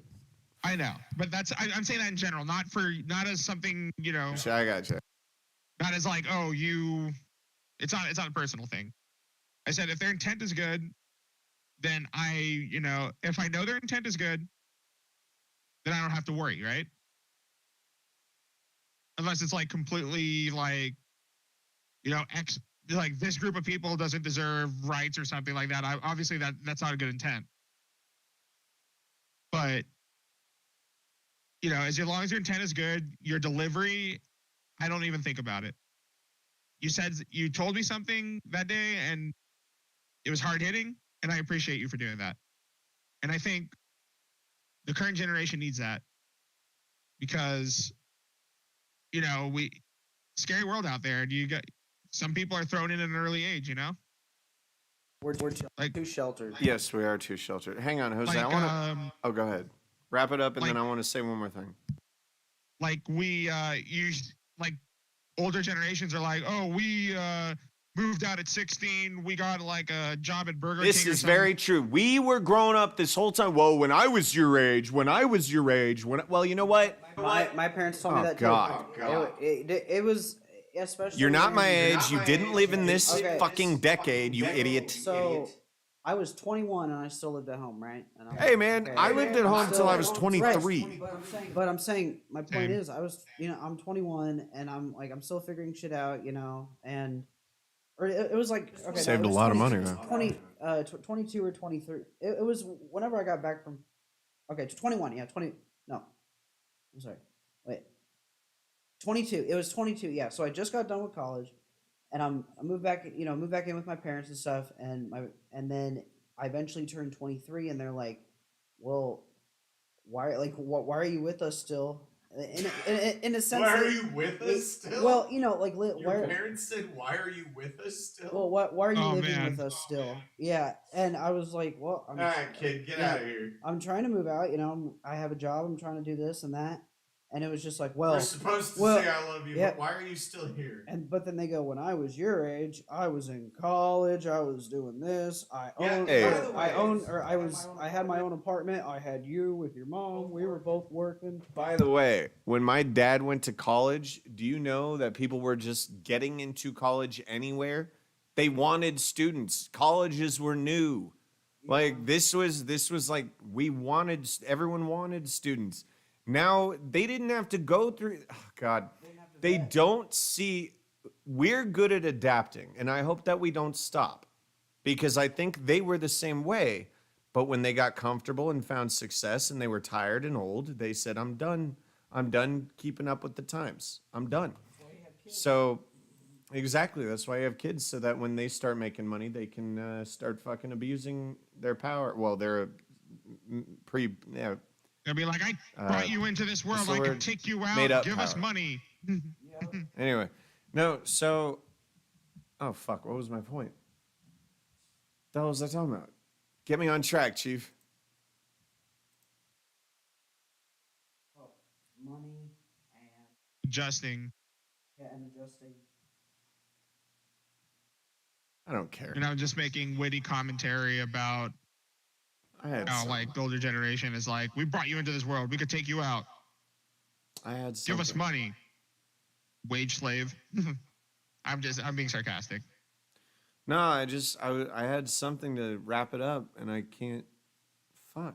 Basically, to talking What was the last thing we were talking about? how we practically have to repay our parents because that's what they do. No, like, you before have to- that. Step back. A little bit before that. What was that? Sheltered. We're sheltered. We are sheltered, but it was before that. That was just a footnote he threw in. Jose, what were you talking about? About something like delaying our rite of passage into adulthood. Like, we're still living with our parents way into our 20s, and then, like, some people were like, oh, I moved out at 16. Yeah, Stuff like that. Well, I guess it was just really, well, the only thing I can connect to what I was trying to say. We're about to go finish the show but I was gonna say, yeah, that kind of shit where it's like when I was your age, and that's what I was talking about, is the bubble effect, where they've probably done what we're doing right now. That's what I was gonna say. My final fucking point. So no one interrupt me, because my ADHD is way off the charts. But so much that I already forgot. I blocked myself. Oh, so our parents, as growing up, they had the effects of their parents, bashed on them. They don't want to be like their parents, so they're completely different, but they fuck up in their own ways. But they get old to the point where they're comfortable, successful, or just bored or tired, and they stop. They're done learning. They don't want to learn anymore. So, in fact, Jordan Peterson, or I think it was Jordan Peterson, someone said once an adult hits 43 years old, having an argument with them is pointless because they won't change their mind. They're already set in their ways. And now, of course, 43 is probably some fucking study, average, whatever. But it shows you that that's all it takes is 43 years, and that's it. You're done evolving, you're done learning, you're done wanting to learn, and that's what happened to my parents. My mom actually, I told my mom all of this, and she says, because we were talking about my father, and she goes, you're absolutely right, Anthony. That makes perfect sense. That is exactly what your father did. Blah. And you could tell just how I'm saying it. That's how my mom sounds, right? I can hear it in her voice. Right. No, but and she goes, and I know I'm not that bad, but I'm the same way too. And I'm like, yeah, you're not that bad. You aren't, but you both definitely have a comfort bubble that you stayed at. Now, what I'm hoping, what anyone can take away, you, me, Ben, and the 3 other people on this podcast, what I'm hoping is, as we grow up, the younger people, I'm hoping that we never stop the interest of learning and exploring and understanding everything that's going on, because you can't just stop, man. There's always something to learn. So why are people giving up? I don't know why they did. Maybe they just got tired. I don't want to be that.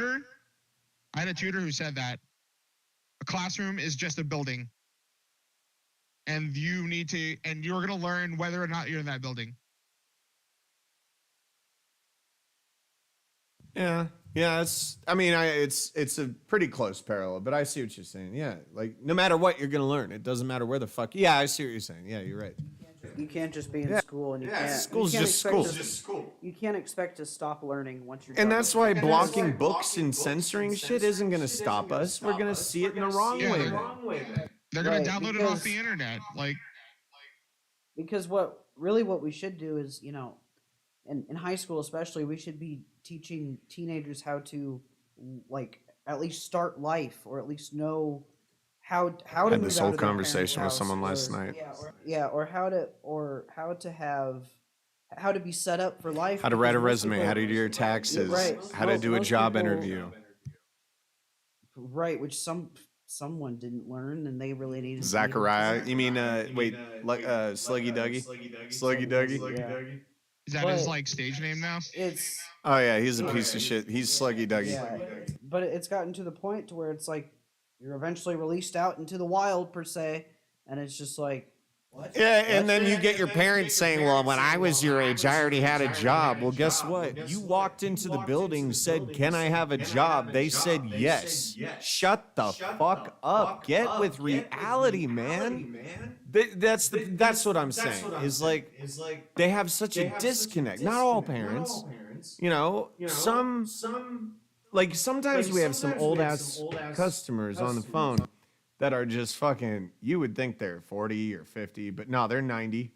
And they're totally fucking hip. You know what I mean? They're totally with it, dude.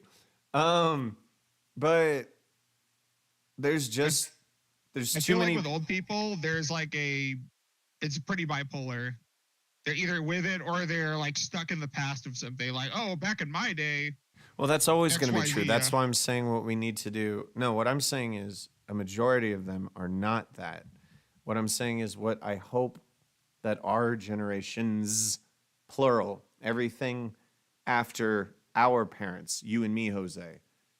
And so that includes Ben's and everyone younger than us. But I hope that everyone our age and younger can keep learning and wanting to learn and evolve and understand and not get distracted by all the bullshit that just gets thrown in the.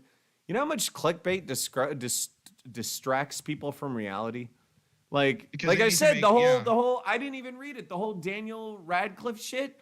I bet you if I read it, I bet you it was taken out of context, blah, blah, blah, blah, blah. It's like, I don't care about Daniel Radcliffe's opinion on anything. But sadly, the uneducated are drawn to this media. So they see this as their news. And that's how their reality is formed. And they don't. And as somebody I don't who watch has done any. that I've shit never. for a living, My dad. Hang on, Jose. My dad will. Yeah. My dad still hates this about me, but I do not watch the news. And why would I want to? It's all bullshit. All of it is bullshit. All they of just it. want you to form Every an bit of opinion, it. Their opinion. You and me, from a journalist perspective, know that it's complete bullshit. It's there to get you to click, to watch, to read, and then get sucked in and want more, and then they get paid. That's it. and elicit an emotional response. Like they see. Which sparks more stories. Yeah. Oh, because of this person attacked this person. Let's go do that story over here. Yeah. So Yeah, it's like, how many people can we get to read this, and how many people can we rile up? Yep. So it's all And- garbage. And the fact that my Yeah. dad gets so passionate about it, he would have made a kick-ass politician. He still could, but he's pretty old. But that's really what he should have. He likes the engineering. Never mind. He's a good he's one of the best electrical engineers in California, actually.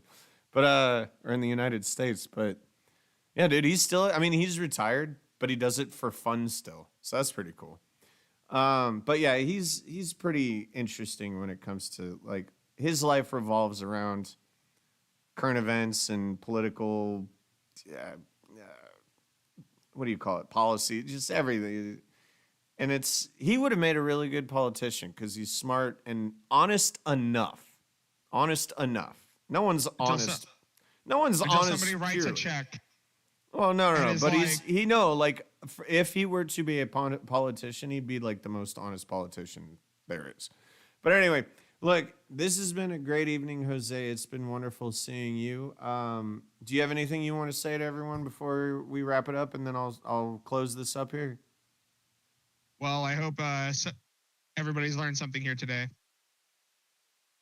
I hope so too, my brother. Well, so this is wait. Yeah, your camera's on. This is the producer. Oh yeah. And Anthony. And this is Thought Bubble Podcast with us signing off. You guys have a wonderful